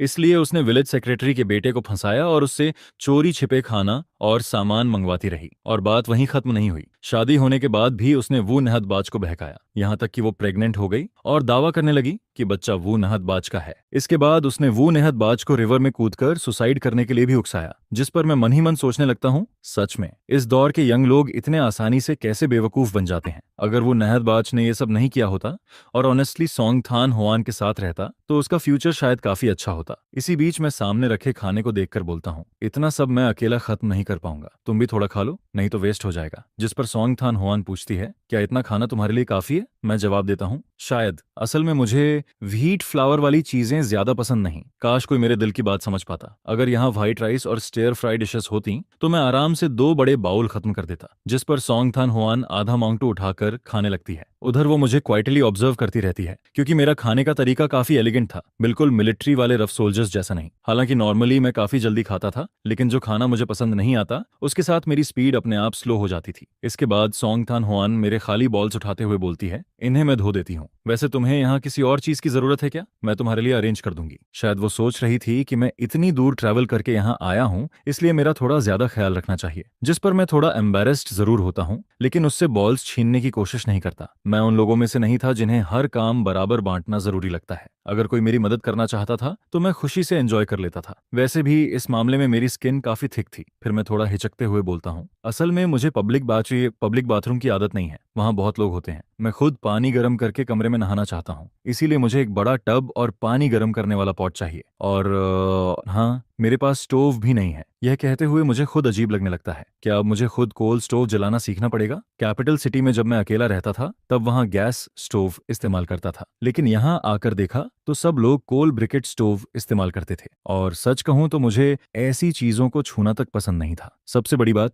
मुझे यह चलाना आता भी नहीं था और सीखने का मन भी नहीं था। ये सुनते ही सोंगथान होआन बोलती है, मैं तुम्हारे लिए स्टोव अरेंज कर दूंगी। फिर वो हल्का सरप्राइज्ड होकर पूछती है, सच में कुछ लोग पब्लिक बाथरूम यूज करने के आदी नहीं होते? लेकिन उस समय मेरा मन पूरी तरह कैपिटल सिटी वाले अपने रेंटेड रूम में अटका हुआ था। कमरा छोटा जरूर था, लेकिन वहां हर सुविधा थी, यहाँ तक कि मुझे अपने कपड़े तक खुद नहीं धोने पड़ते थे। मैंने कैपिटल सिटी में काफी अच्छा पैसा कमाया था। खाने पीने और सेविंग्स के बाद बाकी सारे पैसे खुद पर खर्च कर देता था, जिस पर मुझे अपने पुराने आरामदायक दिन बहुत याद आने लगते हैं। और फिर अचानक मेरे दिमाग में ख्याल आता है, क्यों ना मैं जल्दी ही यहाँ से भाग जाऊं, घर जाकर आराम से लेटूंगा। मॉम डैड भी हमेशा कहते थे कि मुझे जिंदगी एंजॉय करना अच्छे से आता है। आखिर मेडिकल ग्रेजुएशन खत्म करने के बाद मैं बस थोड़ा आराम करना चाहता था। सच में अब और मेहनत करने का मन नहीं था। इसी बीच मैं अचानक पूछता हूँ, वैसे तुमने डिवोर्स रिपोर्ट सबमिट कर दी? जिस पर सोंगथान होआन जवाब देती है, आज सुबह ही सबमिट की है, शायद कुछ दिनों में रिजल्ट आ जाएगा। यह सुनते ही मेरा मूड अच्छा हो जाता है। ठीक है, बस डिवोर्स अप्रूव हो जाए, फिर सब आसान हो जाएगा। हालांकि यहाँ की कंडीशंस कैपिटल सिटी जितनी अच्छी नहीं थी और यहाँ घर जैसी फ्रीडम भी नहीं थी, लेकिन मैं खुद को समझाता रहता हूँ कि मैं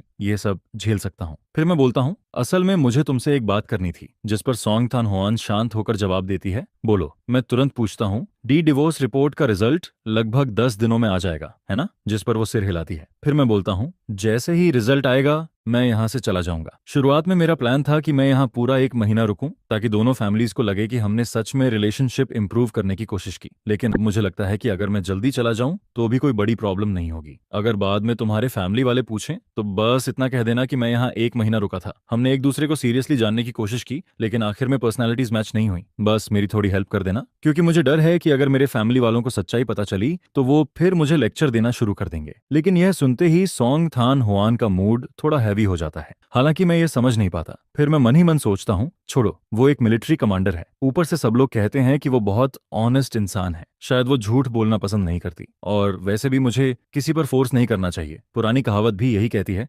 ज्यादा दोस्त होना हमेशा अच्छा होता है। छोटी छोटी बातों पर अननेसेसरी कॉन्फ्लिक्ट नहीं करना चाहिए। जिस पर सोंगथान होआन धीरे से बोलती है, जैसे ही डिवोर्स अप्रूव होगा तुम जा सकते हो। अगर मेरे फैमिली वाले पूछेंगे तो मैं झूठ नहीं बोलूंगी। अगर कंपैटिबिलिटी नहीं है तो नहीं है, सिर्फ दिखावे के लिए 1 महीने तक रिलेशनशिप इंप्रूव करने की जरूरत नहीं। लेकिन उसके मन में एक अलग ही सवाल चल रहा था, कंपैटिबिलिटी नहीं है, आखिर कहाँ नहीं है? असल में सिर्फ डू थान ही यह सोच रहा था कि दोनों मैच नहीं करते, क्योंकि अभी तक उसकी नजर में डू थान में कोई बड़ी कमी नहीं थी। बस वो थोड़ा स्लोली खाता था और जरूरत से ज्यादा क्लीन और पिकी था। इसके अलावा सब कुछ नॉर्मल था, यहाँ तक कि अगर वो काम ना भी करे तो सॉन्ग थान होआन खुद सब संभाल सकती थी। लेकिन उसे बिल्कुल समझ नहीं आ रहा था कि सामने वाला आखिर सोच क्या रहा है। उधर मैं उसकी बात सुनने के बाद फिर से खुश हो जाता हूँ और तुरंत बोल पड़ता हूँ, हाँ मैं बिल्कुल, जब मैं जाऊंगा और अगर फैमिली वाले पूछें तो बस बोल देना कि हम कंपैटिबल नहीं थे, बड़े लोग भी हमें फोर्स नहीं कर पाएंगे। यह कहते ही मेरा मूड पूरी तरह अच्छा हो जाता है। आखिर बस कुछ दिन और, फिर मैं बॉर्डर एरिया से वापस जाकर आराम करूंगा और उसके बाद कैपिटल सिटी चला जाऊंगा। मेरा सनस्क्रीन और मेडिसिनल ऑयल पहले से ही बहुत बिक रहा था। बाद में अगर मैं नए प्रोडक्ट्स डेवलप करूं तो और भी ढेर सारा पैसा कमा सकता हूं। इसके बाद मैं फिर से सोचने लगता हूं कि क्या मुझे किन्थी के हॉस्पिटल में जाकर काम करना चाहिए। वैसे भी घर से थोड़ा दूर तो है, लेकिन अगर मैं अपनी छुट्टियां बचाकर रखूं तो हर 2 महीने में एक बार घर वापस आना नामुमकिन भी नहीं है। जिस पर कुछ ही पलों में मैं अपने फ्यूचर का पूरा प्लान बना लेता हूँ। हर चीज के बारे में सोच लिया था, लेकिन सिर्फ शादी के बारे में कभी नहीं सोचा। आखिर मेरे पास 2 जिंदगी की मेमोरीज हैं और पिछली जिंदगी में डिवोर्स रेट शादी से भी ज्यादा हुआ करता था। ढेर सारे लोग तो शादी तक नहीं करते थे। उस वक्त मैं भी काफी जवान था, अभी अभी यूनिवर्सिटी से ग्रेजुएट हुआ था और बस 20 साल की उम्र पार की थी, इसीलिए कभी इस बारे में सीरियसली नहीं सोचा। फिर इस दुनिया में आने के बाद मैं पूरी तरह पढ़ाई में लग गया, जिस पर शादी जैसी चीज तो दिमाग में आई ही नहीं। स्कूल में भी मेरे पीछे पसंद करने वालों की कमी नहीं थी, लेकिन मेरे लिए लड़कियां सिर्फ मेरी पढ़ाई में डिस्टर्बेंस बनती थीं, स्कॉलरशिप पाने में रुकावट डालती थीं और मेरी अच्छी लाइफ एंजॉय करने की स्पीड को भी स्लो कर देती थीं। टाइम ही पैसा है, इसलिए मुझे अपना पूरा फोकस सिर्फ पैसे कमाने पर रखना था। फिर शाम होते ही ली होंग मैं खुद मेरे पास आकर मुझे अपने घर डिनर के लिए इनवाइट करती है, जिसे सुनकर मुझे थोड़ा ऑकवर्ड फील होने लगता है। अच्छा हुआ कि मेरे सूटकेस में कुछ अच्छे इंपोर्टेड चॉकलेट पड़े हुए थे। इस दुनिया में चॉकलेट सच में एक लग्जरी स्नैक माना जाता है। प्राइस काफी महंगी है और मार्केट में मिलता भी बहुत कम है, खासकर मेरा ये इंपोर्टेड पियर फ्लेवर चॉकलेट।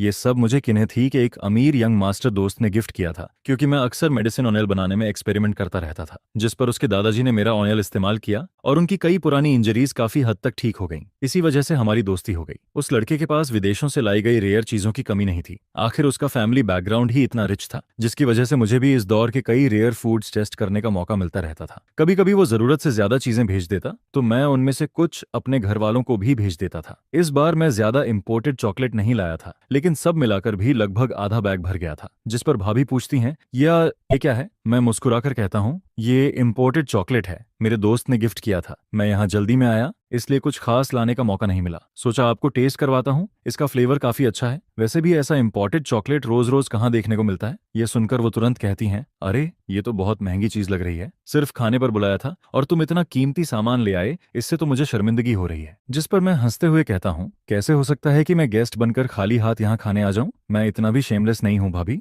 ये तो बस थोड़ा स्नैक है, अगर आप नहीं लेंगी तो मैं अभी वापस चला जाता हूँ। जिस पर वो जल्दी से बोलती हैं, ठीक है, अब मैं मना नहीं करूंगी, लेकिन आज रात तुम्हें जमकर खाना पड़ेगा। वैसे भी कुछ और मिलिट्री फैमिली वाले लोग भी आने वाले हैं। हमने सबको बुलाया है ताकि सब साथ बैठकर खाना खाएं और एक दूसरे से जान पहचान हो जाए। असल में दोनों पति पत्नी ने पहले से कोई बात नहीं की थी, लेकिन दोनों की सोच बिल्कुल सेम थी। वो दोनों मुझे और तोंग थान होआंग को करीब लाना चाहते थे, इसलिए डिनर पर वही लोग बुलाए गए थे जिनसे उनका रोज का अच्छा रिलेशन था। वहां battalion commander, political commissioner, deputy battalion commander और डिप्टी रेजिमेंट कमांडर तक मौजूद थे। सब लोग आम दिनों में भी काफी फ्रेंडली रहते थे। बाहर निकलकर बस खाना पीना, थोड़ी शराब और कैजुअल बातें करना ही उनका एंटरटेनमेंट था। लेकिन असली काम तो वहां मौजूद महिलाओं का था। वो सब बातें करते करते धीरे धीरे हमारी सेटिंग कराने में लगी हुई थीं और बार बार तोंग डोंट रोंग की तारीफ कर रही थीं। वहां 4 भाभियां बैठी थीं और उनके साथ छोटे छोटे बच्चे भी थे। हर बच्चा गोल मटोल और गोरा था, जिन्हें देखकर तुरंत गोद में उठाने का मन करता है। टेबल पर ढेर सारे डिशेज रखे हुए थे।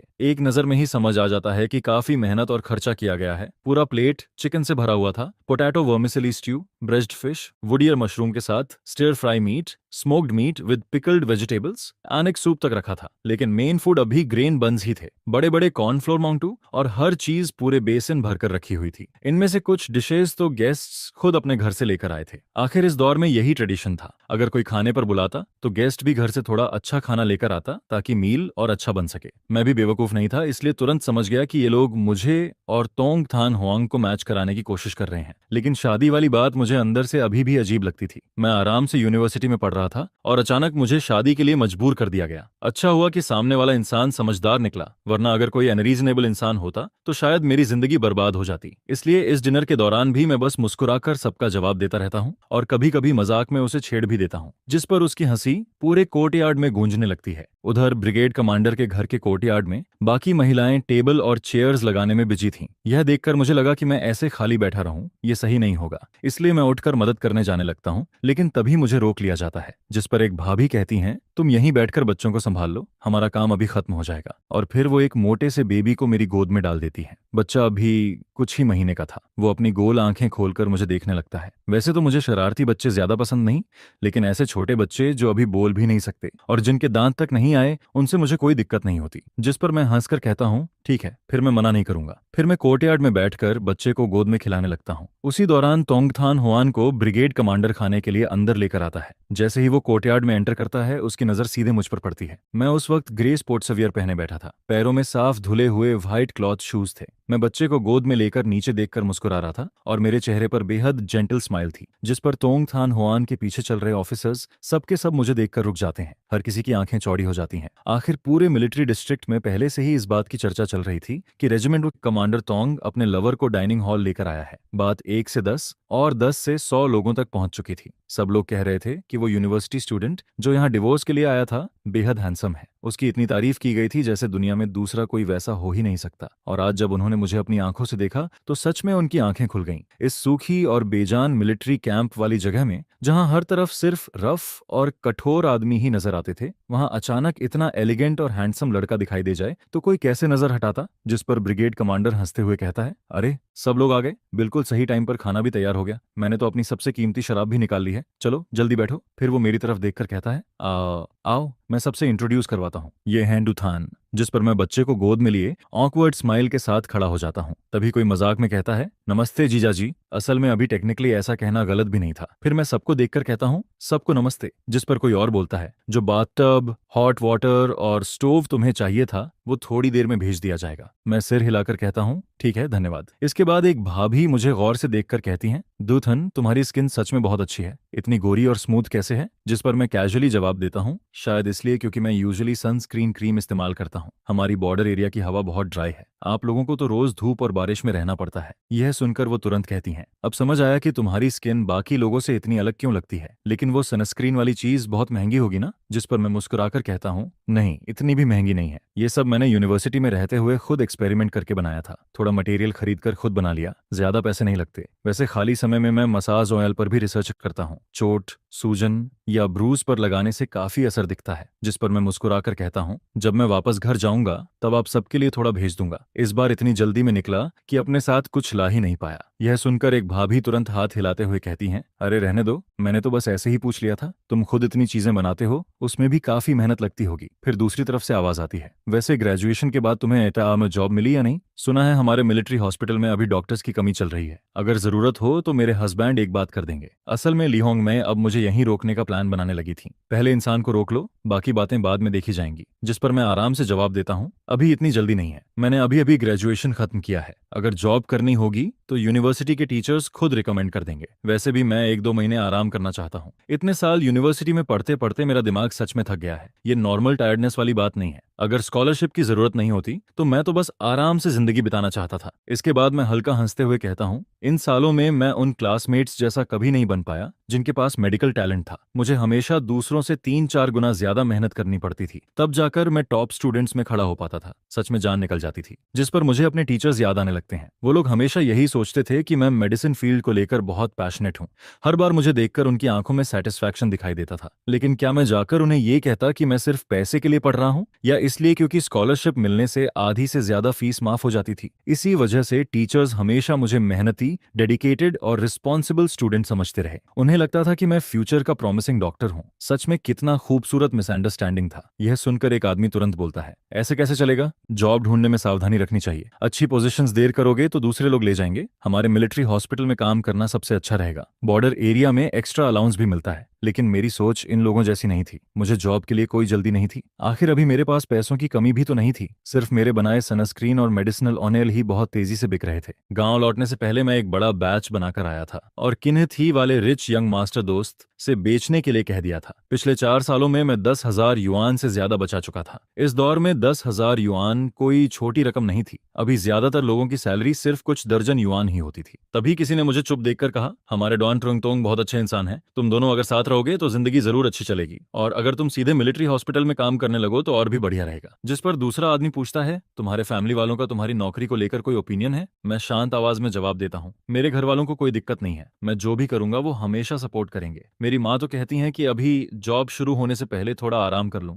बाद में इतनी छुट्टियां कहाँ मिलेंगी। मेरी बात सुनते ही वहां बैठे लोग थोड़ा स्टन्ड रह जाते हैं। आखिर इस दौर में हर फैमिली की हालत आसान नहीं होती थी। घर में कोई यूनिवर्सिटी स्टूडेंट हो तो पूरा परिवार उस पर गर्व करता था, लेकिन ग्रेजुएशन के बाद सबसे जरूरी चीज स्टेबल जॉब मानी जाती थी, जिस पर सबके मन में यही सवाल आता है कि आखिर कैसी फैमिली होगी जो अपने बच्चे से कह रही है कि अभी थोड़ा आराम कर लो। फिर कुछ महिलाओं की नजरें बदलने लगती हैं। उन्हें अचानक समझ आने लगता है कि आखिर इस फैमिली ने इतना जेंटल और रिफाइंड लड़का कैसे पाला होगा। लेकिन उसी के साथ उनके मन में दूसरा ख्याल भी आने लगता है, अगर ऐसा लड़का बॉर्डर एरिया में लंबे समय तक रहा तो क्या ये उसके लिए तकलीफ नहीं होगी। मिलिट्री मैरिज आसान नहीं होती। फैमिली क्वार्टर्स में अक्सर पति या पत्नी को अकेले ही घर संभालना पड़ता है। कई बार तोंग डोन ट्रोंग 10-15 दिन मिशन पर रहती हैं और कभी कभी आधा साल या पूरा साल भी वापस नहीं आती। अगर भविष्य में बच्चे हुए तो क्या मेरे जैसा आदमी अकेले बच्चे संभाल पाएगा? ऊपर से जिंदगी की छोटी बड़ी परेशानियां अलग, जिस पर कुछ लोगों के चेहरे पर हेजिटेशन साफ दिखने लगता है। उन्हें लगने लगता है कि शायद मैं हार्डशिप झेलने वाला इंसान नहीं हूं। अगर जबरदस्ती हमारी शादी करवाने की कोशिश की गई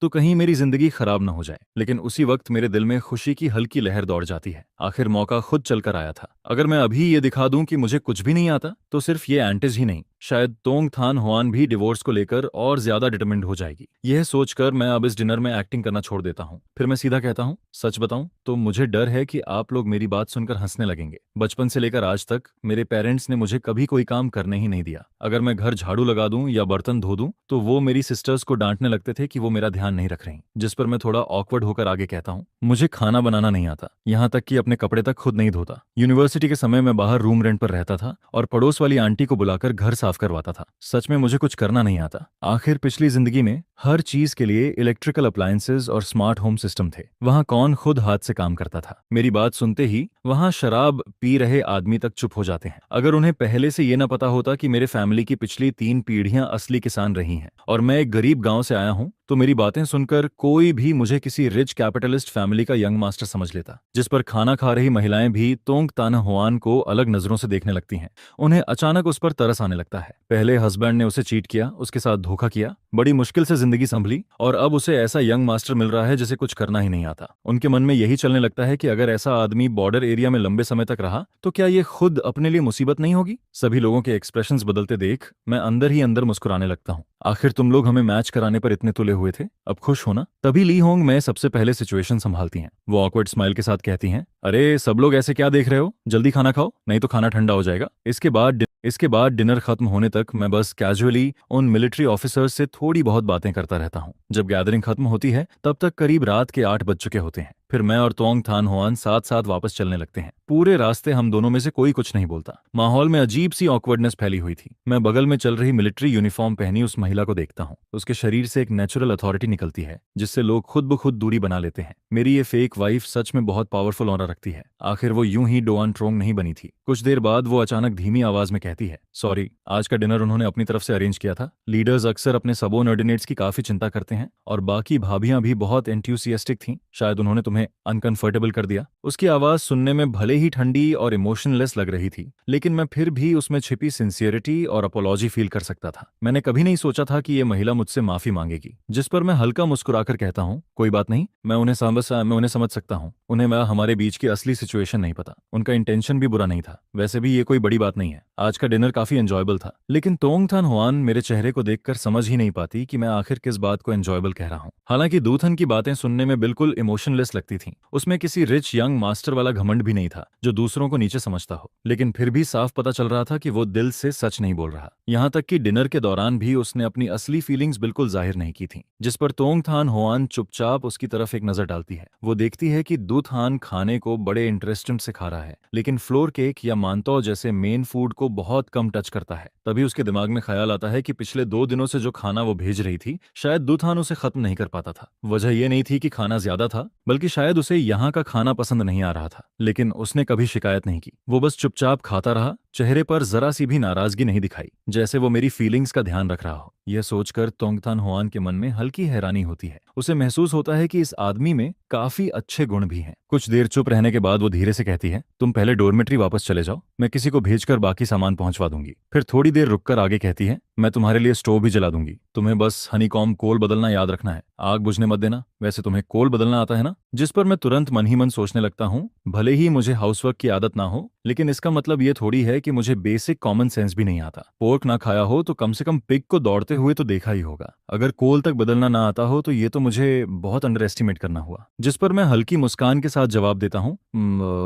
बिल्कुल आता है। डॉन ट्रुंग तोंग भी ना कितना मजाक करती हैं, ये तो 3 साल का बच्चा भी कर लेता है। इतना कहते हुए मेरे होंठों पर हल्की शरारती स्माइल आ जाती है, जिस पर वो फिर पूछती है, और स्टोव जलाना? मैं तुरंत जवाब देता हूँ, वो भी आता है। फिर वो धीरे से कहती है, तुम्हारे चेंज वाले कपड़े भी मैं धो दूंगी, इन कुछ दिनों के लिए खुद धोने की जरूरत नहीं है। अगर सच में मुश्किल हुई तो मैं किसी आंटी को बुला दूंगी मदद के लिए। यह सुनते ही मैं तुरंत घबरा जाता हूँ। नहीं, बिल्कुल नहीं, कपड़े मैं खुद धो लूंगा, मैं खुद कर सकता हूँ। वैसे भी ज्यादा गंदे नहीं होते, बस थोड़ा रिंस कर देना काफी है। आप किसी को मत बुलाइए, मुझे भी थोड़ी शर्म होती है। इसके बाद मैं थोड़ा ऑकवर्ड होकर कहता हूँ, और फिर वो हायर्ड मेड भी तो नहीं है, मैं इतना शेमलेस नहीं हूँ कि आंटी से अपने कपड़े धुलवाऊं। असल में मेरे हिसाब से कपड़े धोना कोई मुश्किल काम नहीं था। बस पानी में थोड़ी देर भिगो दो, हाथ से रगड़ दो, साबुन निकालकर निचोड़ो और सुखा दो। कितना आसान काम है। फिर हम लोग फैमिली क्वार्टर्स वापस लौट आते हैं। लेकिन अंदर जाते ही मुझे अजीब सा ऑकवर्ड फील होने लगता है। जहां भी जाता हूं लोग घूर घूर कर मुझे देखने लगते हैं। उनके गॉसिप भरे एक्सप्रेशंस देखकर मेरे पूरे शरीर में गूज़बम्प्स आने लगते हैं। जिस पर मैं ऊपर आसमान की तरफ देखता हूँ। तब तक रात हो चुकी थी। मैं पानी का टब उठाकर नीचे वाले बाथरूम में नहाने चला जाता हूँ। करीब आधे घंटे बाद मैं आराम से वापस ऊपर आता हूँ और साथ ही अपने कपड़े भी धोकर ले आता हूँ। जब मैं तीसरी मंजिल पर पहुंचता हूँ तब देखता हूँ कि तोंगथान हुआन मेरे दरवाजे के बाहर खड़ी स्टोव जला रही है, जिस पर मैं कुछ पल के लिए रुक जाता हूँ। पहले अंदर जाकर कपड़े सुखाता हूँ,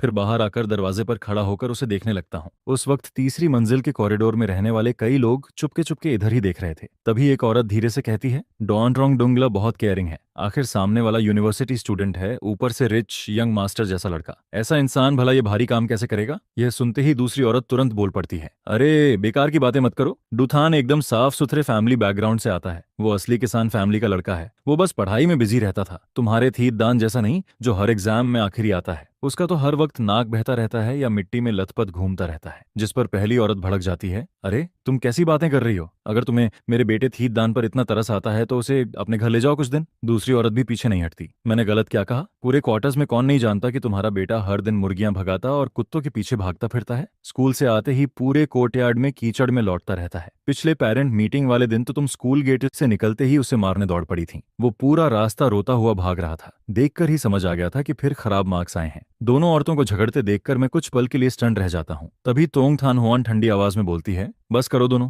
हर दिन इतना शोर मचाना जरूरी है क्या? काफी रात हो चुकी है। अगर इतना खाली टाइम है तो जाकर सो जाओ। जिस पर दोनों औरतें तुरंत चुप हो जाती हैं। मैं थोड़ा ऑकवर्ड होकर अपनी नाक छूता हूँ और सामने खड़ी उस महिला को देखने लगता हूँ। ऐसा लग रहा था जैसे उसने उन लोगों की बातें सुनी ही नहीं। उसके चेहरे पर जरा सा भी बदलाव नहीं था। फिर वो मेरी तरफ देखकर कहती है, ठीक है, हनीकॉम्ब कोल बदलना याद रखना। मैं सिर हिलाकर कहता हूँ, हाँ हाँ धन्यवाद, आपको इतनी परेशानी करनी पड़ी। असल में मैं मन ही मन सोच रहा था कि अच्छा हुआ ये सिचुएशन ज्यादा दिनों तक नहीं चलेगी, वरना मेरे जैसा लंबा चौड़ा आदमी अगर हर वक्त उससे मदद लेता रहा तो सच में शर्म की बात होगी। लेकिन तोंगथान हुआन को इसमें कोई परेशानी महसूस नहीं होती। वो बस हल्का सा सिर हिलाती है और मुड़कर चली जाती है। जिस पर मैं कमरे का दरवाजा बंद करता हूँ और गहरी सांस लेता हूँ। ये अनफेमिलियर एनवायरनमेंट अभी भी मुझे अनकंफर्टेबल फील करवाता है। फिर मैं जोर से स्ट्रेच करता हूँ, लंबी सांस छोड़ता हूँ और अपने स्लीपर्स को पैर से उछाल देता हूँ। दोनों स्लीपर्स कमरे में इधर उधर गिर जाते हैं। इसके बाद मैं सीधे बेड पर गिर पड़ता हूँ और कंबल में मुंह छुपा लेता हूँ। फिर मिलिट्री फैमिली क्वार्टर्स में मेरी तीसरी सुबह आती है। सुबह सुबह ही बाहर से बर्तनों की आवाज, बच्चों पर चिल्लाने की आवाज और लोगों के आपस में ग्रीटिंग करने की आवाजें आने लगती हैं। पूरा कॉरिडोर किसी मार्केट जैसा नॉइजी लग रहा था। जिस पर मैं कंबल सिर पर खींचकर दोबारा सोने ही वाला था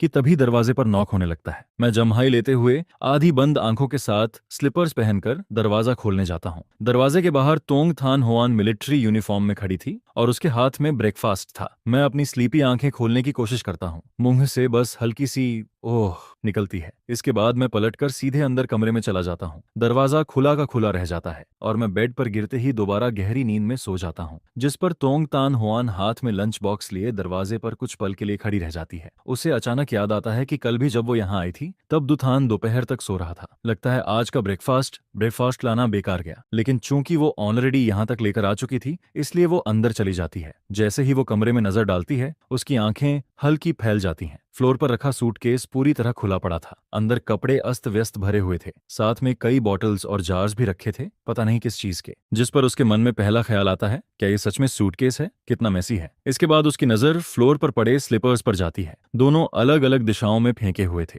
वो धीरे से अंदर आती है, स्लीपर्स उठाकर बेड के पास नीटली रख देती है, जिस पर वो मन ही मन सोचती है, दूथन सच में बहुत केयरलेस है। दरवाजा तक बंद नहीं किया और सीधे सो गया। मैं अभी भी यहाँ खड़ी हूँ, फिर भी इसे फर्क नहीं पड़ रहा। सच में चिंता होती है। फिर वो धीमी आवाज में कहती है, ब्रेकफास्ट बाहर टेबल पर रख रही हूँ, उठने के बाद गर्म करके खा लेना, या फिर दोपहर में मैं लंच लेकर आ जाऊंगी। उसकी ठंडी लेकिन साफ आवाज पूरे शांत कमरे में गूंजती रहती है, लेकिन काफी देर तक कोई जवाब नहीं आता, जिस पर वो अपनी कनपटी दबाती है और धीरे से सांस छोड़ती है। छोड़ो भी, सोते हुए इंसान से क्या बहस करनी। असल में मैंने उसकी एक भी बात नहीं सुनी थी। इसके बाद वो ज्यादा देर रुके बिना बाहर निकलने लगती है। जाते जाते वो मेरे लिए हनीकॉम्ब कोल भी बदल देती है। उसी वक्त बाहर कॉरिडोर में सुबह सुबह गॉसिप फिर शुरू हो जाता है। एक औरत दूसरी से कहती है, मैं तुम्हें बता रही हूँ, आज सुबह जब मैं बच्चे को स्कूल छोड़ने जा रही थी तब मेरी उससे थोड़ी बात हुई। उस लड़के को देखकर लगता ही नहीं कि वो गांव से आया है। किनेथी में पढ़ाई करते वक्त उसके फैमिली ने उसके लिए अलग घर रेंट पर लिया था और उसके लिए नैनी तक रखी हुई थी। ये सुनते ही दूसरी औरत शॉक्ड होकर बोलती है, सच में? तभी तो उसकी स्किन इतनी स्मूथ और साफ है, बिल्कुल किसी रिच फैमिली के यंग मास्टर जैसा लगता है। जिस पर कॉरिडोर में खड़ी एक औरत हैरानी से कहती है,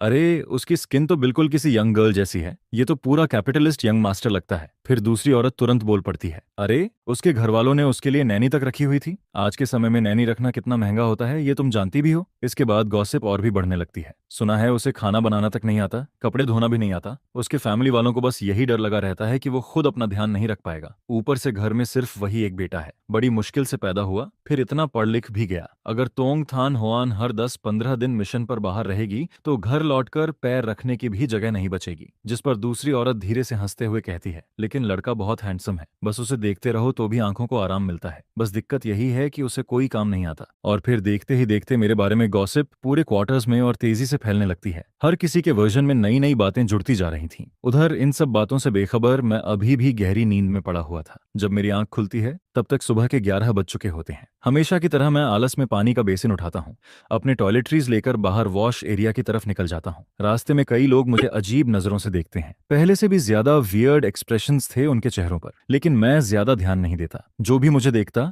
मैं बस हल्का मुस्कुरा देता। फिर मन ही मन सोचता हूँ, आखिर सब लोग मुझे ऐसे क्यों देख रहे हैं, कितना अजीब है। अच्छा हुआ मुझे सोशल एंजाइटी जैसी कोई बीमारी नहीं है, वरना मैं तो यहाँ टिक ही नहीं पाता। इसके बाद मैं मुंह धोकर वापस कमरे में आता हूँ। जैसे ही मेरी नजर टेबल पर रखे ब्रेकफास्ट पर पड़ती है मैं कुछ पल के लिए फ्रीज हो जाता हूँ। रुको, सुबह तोंगथान हुआन यहाँ चुपी आई थी, ये सोचते ही मैं अपने माथे पर हाथ मार लेता हूँ। हे भगवान, मैंने क्या कर दिया? मैं उसे दरवाजे पर छोड़कर वापस सो गया। अगर सामने ब्रेकफास्ट ना रखा होता तो शायद मुझे ये बात याद भी नहीं आती। फिर मैं लंच बॉक्स खोलता हूँ। ओह, आज पॉरेज है, लेकिन गौर से देखने पर पता चलता है कि ये कॉर्न पॉरेज है, जिसमें कई तरह के ग्रेन्स भी डाले गए थे। साथ में पिकल्स और मांतो भी रखा हुआ था। फिर मेरी नजर मांतो पर टिक जाती है, फिर से मांतो, जिस पर मैं अंदर ही अंदर रोने लगता हूँ। 3 दिन हो गए, हर मील में बस व्हीट फ्लावर वाली चीजें। अगर ऐसे ही चलता रहा तो मैं खुद मंतौ बन जाऊंगा। टेबल पर रखा खाना देखकर मुझे भूख तो लग रही थी, लेकिन ये सिर्फ पेट की भूख नहीं थी। मेरा मुंह और स्टमक दोनों किसी और टेस्ट के लिए तरस रहे थे। काफी देर सोचने के बाद मैं फैसला करता हूँ, छोड़ो, अभी नहीं खाता। उस दिन तोंगथान हुआन शायद किसी काम में बिजी थी। वो ना दोपहर में आई और ना रात में, जिस पर मुझे थोड़ा सरप्राइज होता है।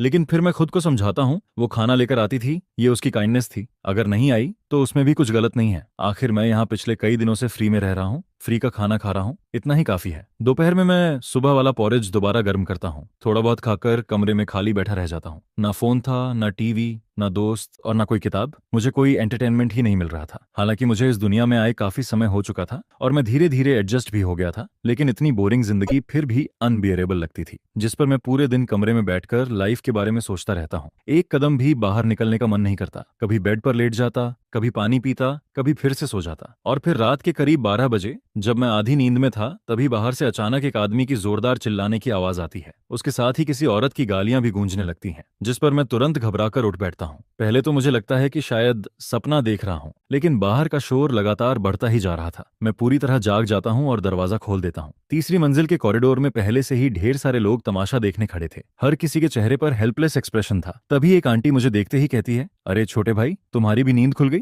ये चू फैमिली वाले फिर शुरू हो गए। उसकी वाइफ लूजवान हुआ अभी कुछ दिन पहले ही गांव से यहाँ रहने आई है। उसका टेम्पर बहुत खराब है। हर दिन बटालियन लीडर छू से लड़ती रहती है। पता नहीं आज किस बात पर इतना बड़ा हंगामा हो गया। मैं आसपास नजर घुमाता हूँ। कोई इरिटेट होकर शिकायत कर रहा था कि आधी रात को भी चैन से सोने नहीं देते, तो कोई एक्साइटमेंट के साथ गॉसिप सुन रहा था। कुछ लोग तो कोने में खड़े धीरे धीरे कानाफूसी भी कर रहे थे। उसी दौरान मेरी उंगलियां पैजामा पॉकेट में पड़े सेफ्टी पंच को छूती हैं, जिन्हें मैंने दिन में यूं ही पॉकेट में डाल लिया था। तभी सामने लुजवान हुआ अपने दोनों रोते हुए बच्चों को दरवाजे के बाहर धक्का देती है और अंदर खड़े आदमी पर उंगली उठाकर चिल्लाने लगती है, चुकुओंग, तुम बेशर्म आदमी, आज साफ साफ बताओ वो औरत कौन थी? अगर नहीं बताया तो मैं अब भी बच्चों को लेकर गांव वापस चली जाऊंगी। जिस पर चुकुओंग परेशान होकर जवाब देता है, बे मैं तुम्हें समझा चुका हूं, मैं उसे जानता तक नहीं, वो बस रास्ता पूछ रही थी। लेकिन पता नहीं उसकी कौन सी बात ल्यूसन हुआ के गुस्से को और भड़का देती है। अचानक वो पागलों की तरह उस पर टूट पड़ती है। उसके नाखून सीधे चूचोंग के चेहरे पर चल जाते हैं, जिस पर चूचोंग दर्द से पीछे हटता है और रिफ्लेक्स में हाथ घुमा देता है। गलती से उसका हाथ ल्यूसन हुआ पर पड़ जाता है और बस इसके बाद सिचुएशन पूरी तरह एक्सप्लोड हो जाती है। तुम किसी दूसरी औरत की वजह से मुझे मार रहे हो? दिन में उस औरत के सामने हंस रहे थे और अब मुझे शर्मनाक बता रहे हो? चुकुओंग, आज मैं तुम्हें छोड़ूंगी नहीं। इसके बाद वो उस पर टूट पड़ती है। मुक्के, लातें, थप्पड़ जो हाथ आता उससे मारने लगती है। चुकुओंग भी गुस्से में आ जाता है, लेकिन अब कोई भी उन्हें अलग नहीं कर पा रहा था, जिस पर आसपास के लोग घबराकर बीच बचाव करने दौड़ते हैं। लेकिन किसी ने नहीं सोचा था कि गांव की औरत लू जवान हुआ की ताकत इतनी ज्यादा होगी। पूरा कॉरिडोर केओस से भर जाता है। मैं उन दोनों को देखता हूँ। उनकी लड़ाई हर सेकंड और वायलेंट होती जा रही थी। दरवाजे पर खड़े बच्चे जोर जोर से रो रहे थे। पूरा माहौल इतना नॉइजी हो चुका था कि मेरा सिर फटने लगता है। और तभी मेरी नजर लू जवान हुआ के चेहरे पर जाती है। उसकी आंखें पूरी लाल हो चुकी थीं। उसकी हालत देखकर लग रहा था कि अगले ही पल हाई ब्लड प्रेशर से बेहोश हो जाएगी। यह सोचते ही मैं पॉकेट से सेफ्टी पिन निकालता हूं और उसे सीधा कर देता हूं। फिर तेजी से आगे बढ़ता हूं। एक हाथ से उसके कंधे पकड़कर पीछे खींचता हूं, जिस पर वो लड़खड़ाकर एक कदम पीछे हटती है और दोनों कुछ पल के लिए अलग हो जाते हैं। उसी मौके का फायदा उठाकर मैं अपने हाथ की पिन उसके अपर बॉडी के प्रेशर पॉइंट्स पर चुभा देता हूं। तुरंत उसके पूरे शरीर में झुरझुरी दौड़ जाती है। उसके शरीर की ताकत जैसे निकलने लगती है, जिस पर मैं दूसरी बार भी पिन चुभाता हूं। इस बार उसके चेहरे का गुस्सा धीरे धीरे ढीला पड़ने लगता है। उसकी आंखें सुस्त होने लगती हैं। मैं समझ जाता हूं कि यह नॉर्मल रिएक्शन है। बहुत ज्यादा गुस्से के बाद जब शरीर अचानक रिलैक्स होता है तो अक्सर ऐसा होता है। फिर मैं उसे सहारा देकर कमरे के अंदर सोफा पर बैठा देता हूं। उसकी आंखें नींद से बंद होने लगती हैं। मैंने इतना जल्दी मूव किया था कि पूरा मामला कुछ ही सेकंड्स में खत्म हो गया, जिस पर पीछे खड़े सारे लोग शौक में मुंह खोले मुझे देखने लगते हैं। अभी हुआ क्या? डॉन ट्रुंग टोंग के हस्बैंड ने अभी क्या किया? ये कैसे पॉसिबल है? उधर उसी समय टोंग थान हुआन अभी अभी मिशन से वापस लौटी थी। अचानक उसे याद आता है कि आज वो डू थान को खाना देना भूल गई, जिस पर वो मन ही मन सोचती है, क्या उसने खुद जाकर कैंटीन से खाना लिया होगा? फिर अगले ही पल उसके दिमाग में दूसरा ख्याल आता है, अभी तो सिर्फ कुछ ही दिनों से मैं उसके लिए खाना लेकर जा रही हूँ, लेकिन पता नहीं कब ये आदत बन गई। इसके बाद वो खुद से ही कहती है, दूथान इतना लंबा चौड़ा आदमी है, क्या वो सच में अपना ख्याल नहीं रख सकता? जिस पर पूरे फैमिली क्वार्टर्स में हंगामा मच जाता है। लोग आपस में कहने लगते हैं, पता नहीं जीजाजी ने चू बटालियन लीडर की वाइफ के साथ क्या किया, वो अभी तक बेहोश पड़ी है। कई महिलाएं तो उसे तुरंत हॉस्पिटल लेकर चली गई थीं। दोनों बच्चे लगातार रो रहे थे। उधर चू कुओंग को भी अपनी चोटों का इलाज करवाने हॉस्पिटल आना पड़ा। इस बार मामला इतना बढ़ गया था कि ब्रिगेड कमांडर तक डिस्टर्ब हो गया। यहाँ तक कि पॉलिटिकल कमिश्नर भी हॉस्पिटल पहुंच चुका था। आखिर चू फैमिली अपना घर का मामला खुद संभाल नहीं पाई, ऊपर से बाहरी लोगों को भी इसमें घसीट लिया। मिलिट्री हॉस्पिटल का छोटा सा मेडिकल रूम लोगों से भर चुका था। दोनों बच्चे चेयर पर बैठे नर्स के दिए गर्म पानी को धीरे धीरे पी रहे थे। उधर चू कुओंग एक तरफ बैठा नर्स को ट्रीटमेंट करने दे रहा था। उसके चेहरे और गर्दन पर नाखूनों के काफी निशान थे। जैसे ही डिसइंफेक्टेंट लगाया जाता, वो दर्द से चुपचाप अपनी मुट्ठियां भींच लेता। उधर लू जवान हुआ अभी भी बेड पर बेहोश पड़ी थी। जब चूचोंग देखता है कि इतने सारे लीडर्स और नेबर्स अभी तक वहीं खड़े हैं, तो वो सिर झुकाकर खड़ा रह जाता है। उसके मुंह से एक शब्द तक नहीं निकलता। उधर मैं वॉल के सहारे खड़ा था, दोनों हाथ पजामा की पॉकेट्स में डाले हुए। चेहरे पर हल्की सी केयरलेस स्माइल थी, लेकिन मेरी आंखें काफी गहरी और पढ़ पाना मुश्किल लग रही थीं। तभी किसी की आवाज आती है, डॉन ट्रुंगटोंग आ गई, जिस पर मैं पलट कर देखता हूँ। तोंग थान हुआन जल्दी जल्दी अंदर आती दिखाई देती है। उसके बाल अभी भी थोड़े गीले थे। साफ समझ आ रहा था कि वो अभी कुछ देर पहले ही नहा नहाकर निकली है। उसके पूरे शरीर से एक लेजी लेकिन बेहद अट्रैक्टिव ऑरा निकल रहा था और इन सारी एंट्स के बीच खड़ी वो और भी ज्यादा खूबसूरत लग रही थी। जैसे ही उसकी नजर मुझ पर पड़ती है वो तुरंत मेरी तरफ बढ़ती है। क्या हुआ? लेकिन अगले ही पल वो जल्दी से पूछती है, तुम्हें कहीं चोट तो नहीं लगी? मैं उसके चेहरे को देखता हूँ। उसकी आंखों में साफ चिंता और दर्द दिखाई दे रहा था। यह देखकर आसपास खड़े लोग शॉक में पड़ जाते हैं। एक आदमी तुरंत बोल पड़ता है, डॉन ट्रॉन्ग, आप क्या कह रही हैं? लू जॉन हुआ अभी भी बेड पर बेहोश पड़ी है, वो दिखाई नहीं दे रहा। दूसरा आदमी चू कुओंग की तरफ इशारा करके कहता है, और बटालियन लीडर चू का चेहरा देखिए, पूरा खून से भरा पड़ा है, लेकिन आपकी नजर सिर्फ इस यंग मैन पर है। तभी एक औरत जल्दी से समझाने लगती है, दोआन ट्रोंग, अभी थोड़ी देर पहले जीजाजी ने एक नीडल निकाली और सुआन हुआ को 2 बार चुभोया। उसके बाद वो उसे कमरे में लेकर गए, फिर चाहे जितना जगाया वो उठी ही नहीं। यह सुनते ही कई लोगों की रीढ़ में सिहरन दौड़ जाती है। आखिर सामने खड़ा ये जेंटल और स्कॉलरली दिखने वाला आदमी सिर्फ एक छोटी सी पिन से किसी को ऐसे गिरा देता है कि किसी को पता तक नहीं चलता। वाकई काफी डरावना था। उसी वक्त मैं अपने बिल्कुल पास खड़ी तोंग थान हुआन की तरफ देखता हूँ और शांत आवाज में समझाने लगता हूँ। चू फैमिली की लड़ाई पूरी तरह कंट्रोल से बाहर जा चुकी थी। उनकी वाइफ का ब्लड प्रेशर बहुत बढ़ गया था, आंखें पूरी लाल हो चुकी थीं। मुझे डर था कि कहीं ब्रेन वेसल रपचर ना हो जाए, इसलिए मैंने बस 2 नीडल्स लगाई ताकि वो काम हो जाएं। थोड़ा सोलेंगी फिर ठीक हो जाएंगी। मेरी गहरी और काम आवाज पूरे कमरे में फैल जाती है, जिस पर वहां मौजूद लोग एक दूसरे को हैरानी से देखने लगते हैं। उसी समय ब्रिगेड कमांडर झांग होंगवू और उनकी वाइफ ली होंग मैं भी अंदर आ जाते हैं। झांग होंगवू तुरंत चू कुओंग की तरफ देखकर बोलते हैं, फिर से तुम्हारे घर का मामला?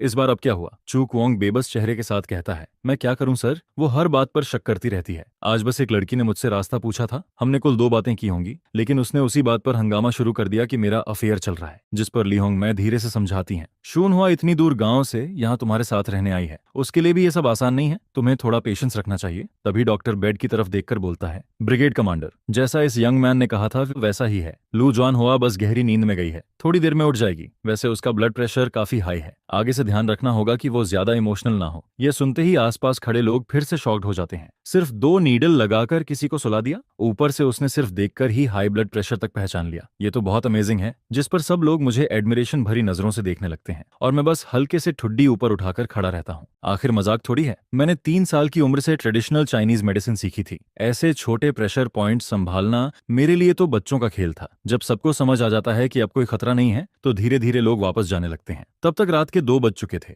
जैसे ही मैं हॉस्पिटल से बाहर निकलता हूँ, एक ठंडी हवा सीधे शरीर से टकराती है। मैं सिर्फ पतले पैजामेज में था, इसलिए तुरंत अपने दोनों हाथ रगड़ने लगता हूँ, जिस पर तोंग थान हुआन अपने हाथ में पकड़ी बड़ी मिलिट्री कोट मेरी तरफ बढ़ा देती है। मैं कुछ पल के लिए सरप्राइज्ड होकर कोट को देखता हूँ। सोचता हूँ ये कोट अचानक कहाँ से आ गया। फिर वो धीरे से कहती है, तुमने बहुत कम कपड़े पहने हैं, ये मैंने ड्यूटी डॉक्टर से बोरो किया है, कल वापस कर देना। मैं कोट लेकर पहन लेता हूँ। स्ट्रीट लाइट की हल्की रोशनी उसके चेहरे पर पड़ रही थी। उस रोशनी में तोंग थान हुआन का नॉर्मली कोल्ड चेहरा भी थोड़ा सॉफ्ट और जेंटल लगने लगता है, जिस पर मैं मुस्कुराकर कहता हूँ, धन्यवाद। मन ही मन मुझे महसूस होता है कि ये फेक वाइफ सच में काफी केयरिंग है। मिलिट्री हॉस्पिटल से क्वार्टर्स तक पैदल जाने में अभी थोड़ा रास्ता बाकी था। रात की घटना के बाद हम दोनों में से किसी को भी नींद नहीं आ रही थी। तभी तोंग थान हुआन धीरे से कहती है, अनथान, थोड़ा बात करें? मैं उसकी तरफ देखकर जवाब देता हूँ, किस बारे में? जिस पर वो क्यूरियस होकर पूछती है, तुम तो वेस्टर्न मेडिसिन डॉक्टर हो ना, फिर तुम्हें ह्यूमन बॉडी के प्रेशर पॉइंट्स के बारे में इतना कैसे पता? मैं कैजुअली जवाब देता हूँ, मैंने 3 साल की उम्र से ट्रेडिशनल चाइनीज मेडिसिन सीखना शुरू कर दिया था। यह सुनकर वो जेन्युइनली इंप्रेस्ड हो जाती है। मुझे नहीं पता था कि तुम इतने केपेबल हो। फिर अचानक उसे कुछ याद आता है, और हाँ, अगली बार आधी नींद में किसी के लिए दरवाजा मत खोलना। मैं थोड़ा कंफ्यूज होकर पूछता हूँ, क्यों?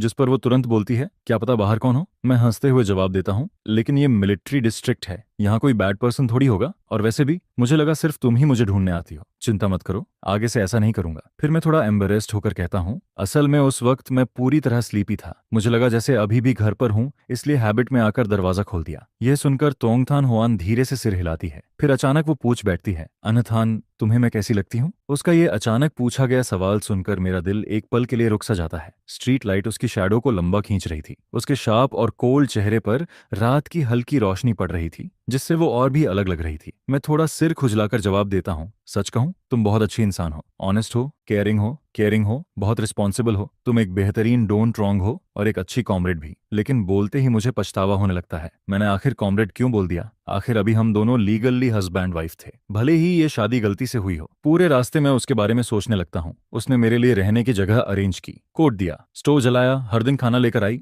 जबकि मैं लगातार उससे डिवोर्स मांगता रहा। अगर कोई दूसरा इंसान होता तो शायद कब का का गुस्सा हो चुका होता। आखिर कोई हजारों किलोमीटर दूर सिर्फ डिवोर्स मांगने पहुंचे तो कौन नॉर्मल रह पाएगा। लेकिन तोंग थान होआन ने कभी मुझ पर गुस्सा नहीं किया, जिस पर मैं मन ही मन स्वीकार करता हूँ। वो सच में बहुत अच्छी है, लेकिन ये शादी शुरू से ही एक मिस्टेक थी। मैं उसे हर्ट नहीं करना चाहता और ना ही किसी फेक रिलेशनशिप में जीना चाहता हूँ। बचपन से ही मुझे मेरे परिवार ने बहुत लाड प्यार से पाला था, जिस वजह से मैं कभी भी मुश्किलें सह नहीं पाया था और ना ही बॉर्डर एरिया में रहने के लिए फिट था। मैं हमेशा कैपिटल वापस जाकर अपना करियर बनाना चाहता था और एक शांत जिंदगी जीना चाहता था। मुझे पता था कि डिवोर्स रिपोर्ट को लेकर मैं पहले ही जल्दी मचा चुका था, जिस पर अगले 2 दिनों में वो अप्रूव भी हो जाती। यह सोचकर मेरा मन हल्का जरूर फील करता है, लेकिन अंदर कहीं ना कहीं एक अजीब सा खालीपन भी महसूस होने लगता है। फिर जब मैं मिलिट्री फैमिली क्वार्टर्स पहुंचता हूं, तब आधी रात हो चुकी होती है, जिस पर जैसे ही मैं दरवाजा खोलने वाला होता हूं, तभी वो मुझे आवाज देकर कहती है, दूथन, आज सच में तुम्हारा धन्यवाद। अगर तुम नहीं होते तो लिन ट्रुंग चू के घर का मामला ना जाने कितना बड़ा हंगामा बन जाता। जिसके जवाब में मैं हल्की मुस्कान के साथ कहता हूँ, मैंने तो बस मदद की है। आखिर मैं एक डॉक्टर हूँ और किसी को मुसीबत में देखकर आंखें बंद नहीं कर सकता। यह कहकर मैं मुस्कुराते हुए दरवाजा खोलकर अंदर चला जाता हूँ, लेकिन इसके बाद भी मैं बिस्तर पर करवटें बदलता रहता हूँ और चाहकर भी नींद नहीं आती, क्योंकि मेरी पत्नी और चू ट्रोंग की घटना अब भी मेरे दिमाग में साफ दिखाई देती रहती है, जिस पर मुझे फिर उस इंसान की याद आने लगती है। वो नहातबाज, वही इंसान जिसने मेरी जगह थान होआन से शादी की थी। वो बेवकूफ इंसान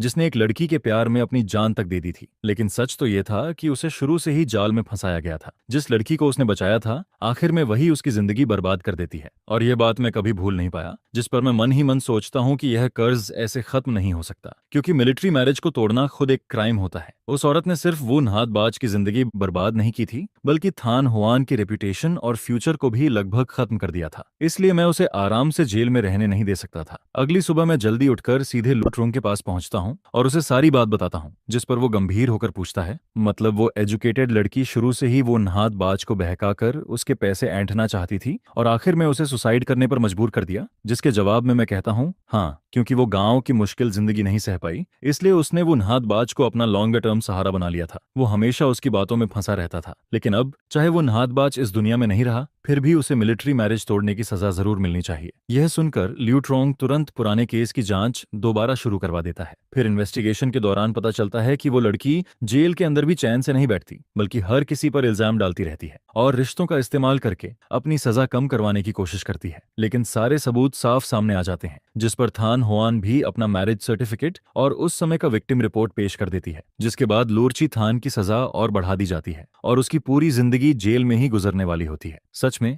जैसा कर्म वैसा फल मिलता है। फिर यह खबर मिलिट्री फैमिली क्वार्टर्स तक पहुंचती है, जिसे सुनकर सभी लोग थान होआन के लिए राहत की सांस लेते हैं। यहाँ तक कि जो मिलिट्री वाइफ्स पहले मुझे ताने मारा करती थीं, अब उनका नजरिया भी बदलने लगता है। इसके बाद दोपहर में तोंग थान होआन मेरे सामने डिवोर्स पेपर्स रखती है और मेरे हाथ में पेन देते हुए कहती है, अप्रूवल आ चुका है, साइन कर दो। जिस पर मैं उस कागज पर लिखे डिवोर्स शब्द को काफी देर तक देखता रहता हूँ, क्योंकि यही तो वो चीज थी जो मैं हमेशा चाहता था। लेकिन जब ये पल सच में सामने आता है, तब मैं चाहकर भी साइन नहीं कर पाता। फिर अचानक पिछले कुछ दिनों की सारी यादें मेरे दिमाग में आने लगती हैं। डेजर्ट के बीच पहली बार वो मेरी गार्ड डाउन करवाती है, फिर ट्रक में चुपचाप ड्राइव करती रहती है ताकि मैं आराम से सो सकूं। लेट नाइट में वो बिना कुछ बोले मेरा बचा हुआ खाना खा लेती है। वो मेरे लिए स्टोव जलाती है, मेरे स्लीपर्स उठाकर रखती है। उसने कभी भी मुझ पर अपनी इच्छा नहीं थोपी, बल्कि हमेशा मेरी सोच और आदतों की रिस्पेक्ट की। यहाँ तक कि मुझे नूडल्स पसंद नहीं है और पब्लिक बाथरूम यूज करना अच्छा नहीं लगता, ये सब बातें भी वो चुपचाप याद रखती है। जिस पर आखिर में मैं उसकी तरफ देखकर कहता हूँ, थान होआन, क्या हम डिवोर्स ना करें? यह सुनकर वो चौंक जाती है। तुम क्या कह रहे हो? जिसके जवाब में मैं धीरे से कहता हूँ, हम डिवोर्स नहीं करेंगे। पहले मैं सिर्फ अपनी आरामदायक जिंदगी के बारे में सोचता था और मुझे यह समझ ही नहीं आया कि मेरे पास कितनी अच्छी इंसान है। तुम सच में बहुत अच्छी हो और तुम्हें प्यार और सम्मान मिलना चाहिए। शायद यह गलत मैरिज सर्टिफिकेट कोई गलती नहीं था, बल्कि भगवान का दिया हुआ गिफ्ट था। फिर वो धीरे से कहती है, लेकिन तुम्हें तो मुश्किलें पसंद नहीं थी, तुम तो कैपिटल वापस जाना चाहते थे। यहाँ बॉर्डर एरिया में कुछ भी नहीं है और मैं भी अक्सर मिशंस पर चली जाती हूँ, कई महीनों तक वापस नहीं आ पाती। जिस पर मैं उसकी आंखों में देखकर कहता हूँ, मैं सीख सकता हूँ। मैं खाना बनाना सीखूंगा, कपड़े धोना सीखूंगा, कोयल स्टोव बदलना भी सीख लूंगा। मैं मिलिट्री हॉस्पिटल में डॉक्टर बनकर ज्यादा लोगों की मदद करूंगा और जब तुम मिशन से वापस आओगी, तब मैं तुम्हारे लिए सूप बनाऊंगा। चाहे कितनी भी मुश्किलें आए मैं सब सह लूंगा, बस मेरे पास तुम रहो। यह सुनकर आसपास खड़े लोग भी इकट्ठा होकर हमें देखने लगते हैं। जिस पर एक आंटी हंसते हुए कहती है, मुझे पहले से पता था कि तुम समझदार इंसान हो। मैंने कहा था ना, तुम दोनों की जोड़ी ऊपर वाले ने बनाई है। इसके बाद मैं डिवोर्स पेपर्स पर साइन नहीं करता, बल्कि तोंग थन होआन का हाथ मजबूती से पकड़ लेता हूँ और सबकी तालियों के बीच बीच कहता हूँ, चलो इस बार हम फिर से मैरिज रजिस्ट्रेशन करवाते हैं, लेकिन इस बार मैं अपनी मर्जी से तुमसे शादी करना चाहता हूँ। जिस पर थान हुआन मेरी तरफ देखती है और आखिर में मुस्कुरा देती है। इसके बाद हमारी जिंदगी धीरे धीरे बदलने लगती है। मैं सच में घर संभालना सीखता हूँ। फिर मैं लू ट्रोंग की पत्नी से कुकिंग सीखने लगता हूँ। हालांकि शुरुआत में मेरा खाना या तो जल जाता था या बिल्कुल फीका बनता था, जिस पर मैं खुद मजाक उड़ाते हुए कहता हूँ, ऐसा खाना तो कोई खा ही नहीं सकता। लेकिन थान हुआन मुस्कुराकर जवाब देती है, अगर तुमने बनाया है तो मैं सब खत्म कर दूंगी। यह सुनकर मैं और ज्यादा मेहनत करने लगता हूँ। फिर मैं सिर्फ कुकिंग ही नहीं बल्कि कपड़े धोना, कोल्ड स्टोव बदलना, ओवना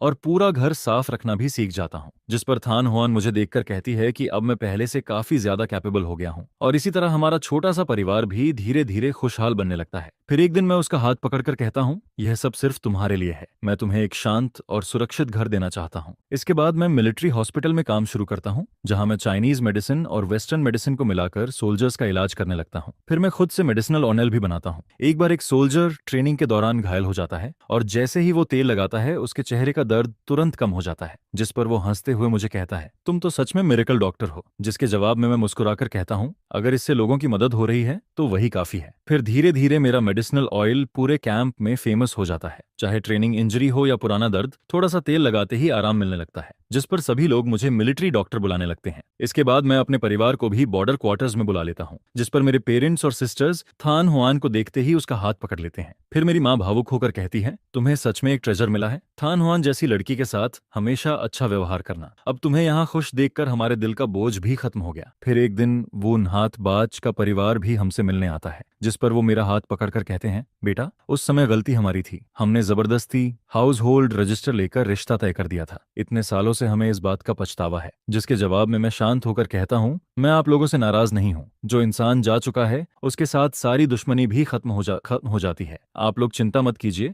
मैं थान हुआन का हमेशा ख्याल रखूंगा। वो नाथ बाज की तरफ से भी और खुद अपनी तरफ से भी मैं इस परिवार की रक्षा करता रहूंगा। आधे साल बाद मैं और तोंग थान हुआन आखिरकार मिलिट्री एरिया में एक सिंपल शादी करते हैं। वहां कोई बड़ी सेरेमनी या रॉयल डेकोरेशन नहीं होती, सिर्फ हमारे साथी सोल्जर्स और पूरे मिलिट्री एरिया के लोग मौजूद रहते हैं, जिस पर सभी लोग मिलकर खाना खाते हैं, हंसते हैं और पूरा माहौल किसी फेस्टिवल जैसा खुशियों से भरा दिखाई देता है। तोंग थान हुआन उस दिन मिलिट्री यूनिफॉर्म पहनकर मेरे बगल में खड़ी होती है और उसकी आंखों में एक अलग ही सॉफ्टनेस दिखाई देती है। जिस पर मैं उसका हाथ पकड़ लेता हूँ और सबके आशीर्वाद के बीच कहता हूँ, पहले मुझे लगता था कि यह मैरिज सर्टिफिकेट सिर्फ एक परेशानी है, लेकिन अब मुझे समझ आ गया है कि यही मेरी जिंदगी की सबसे बड़ी खुशकिस्मती है। थान हुआन, बाकी की पूरी जिंदगी मैं तुम्हारी रक्षा करूंगा, तुम इस देश की रक्षा करना और हम दोनों कभी अलग नहीं होंगे।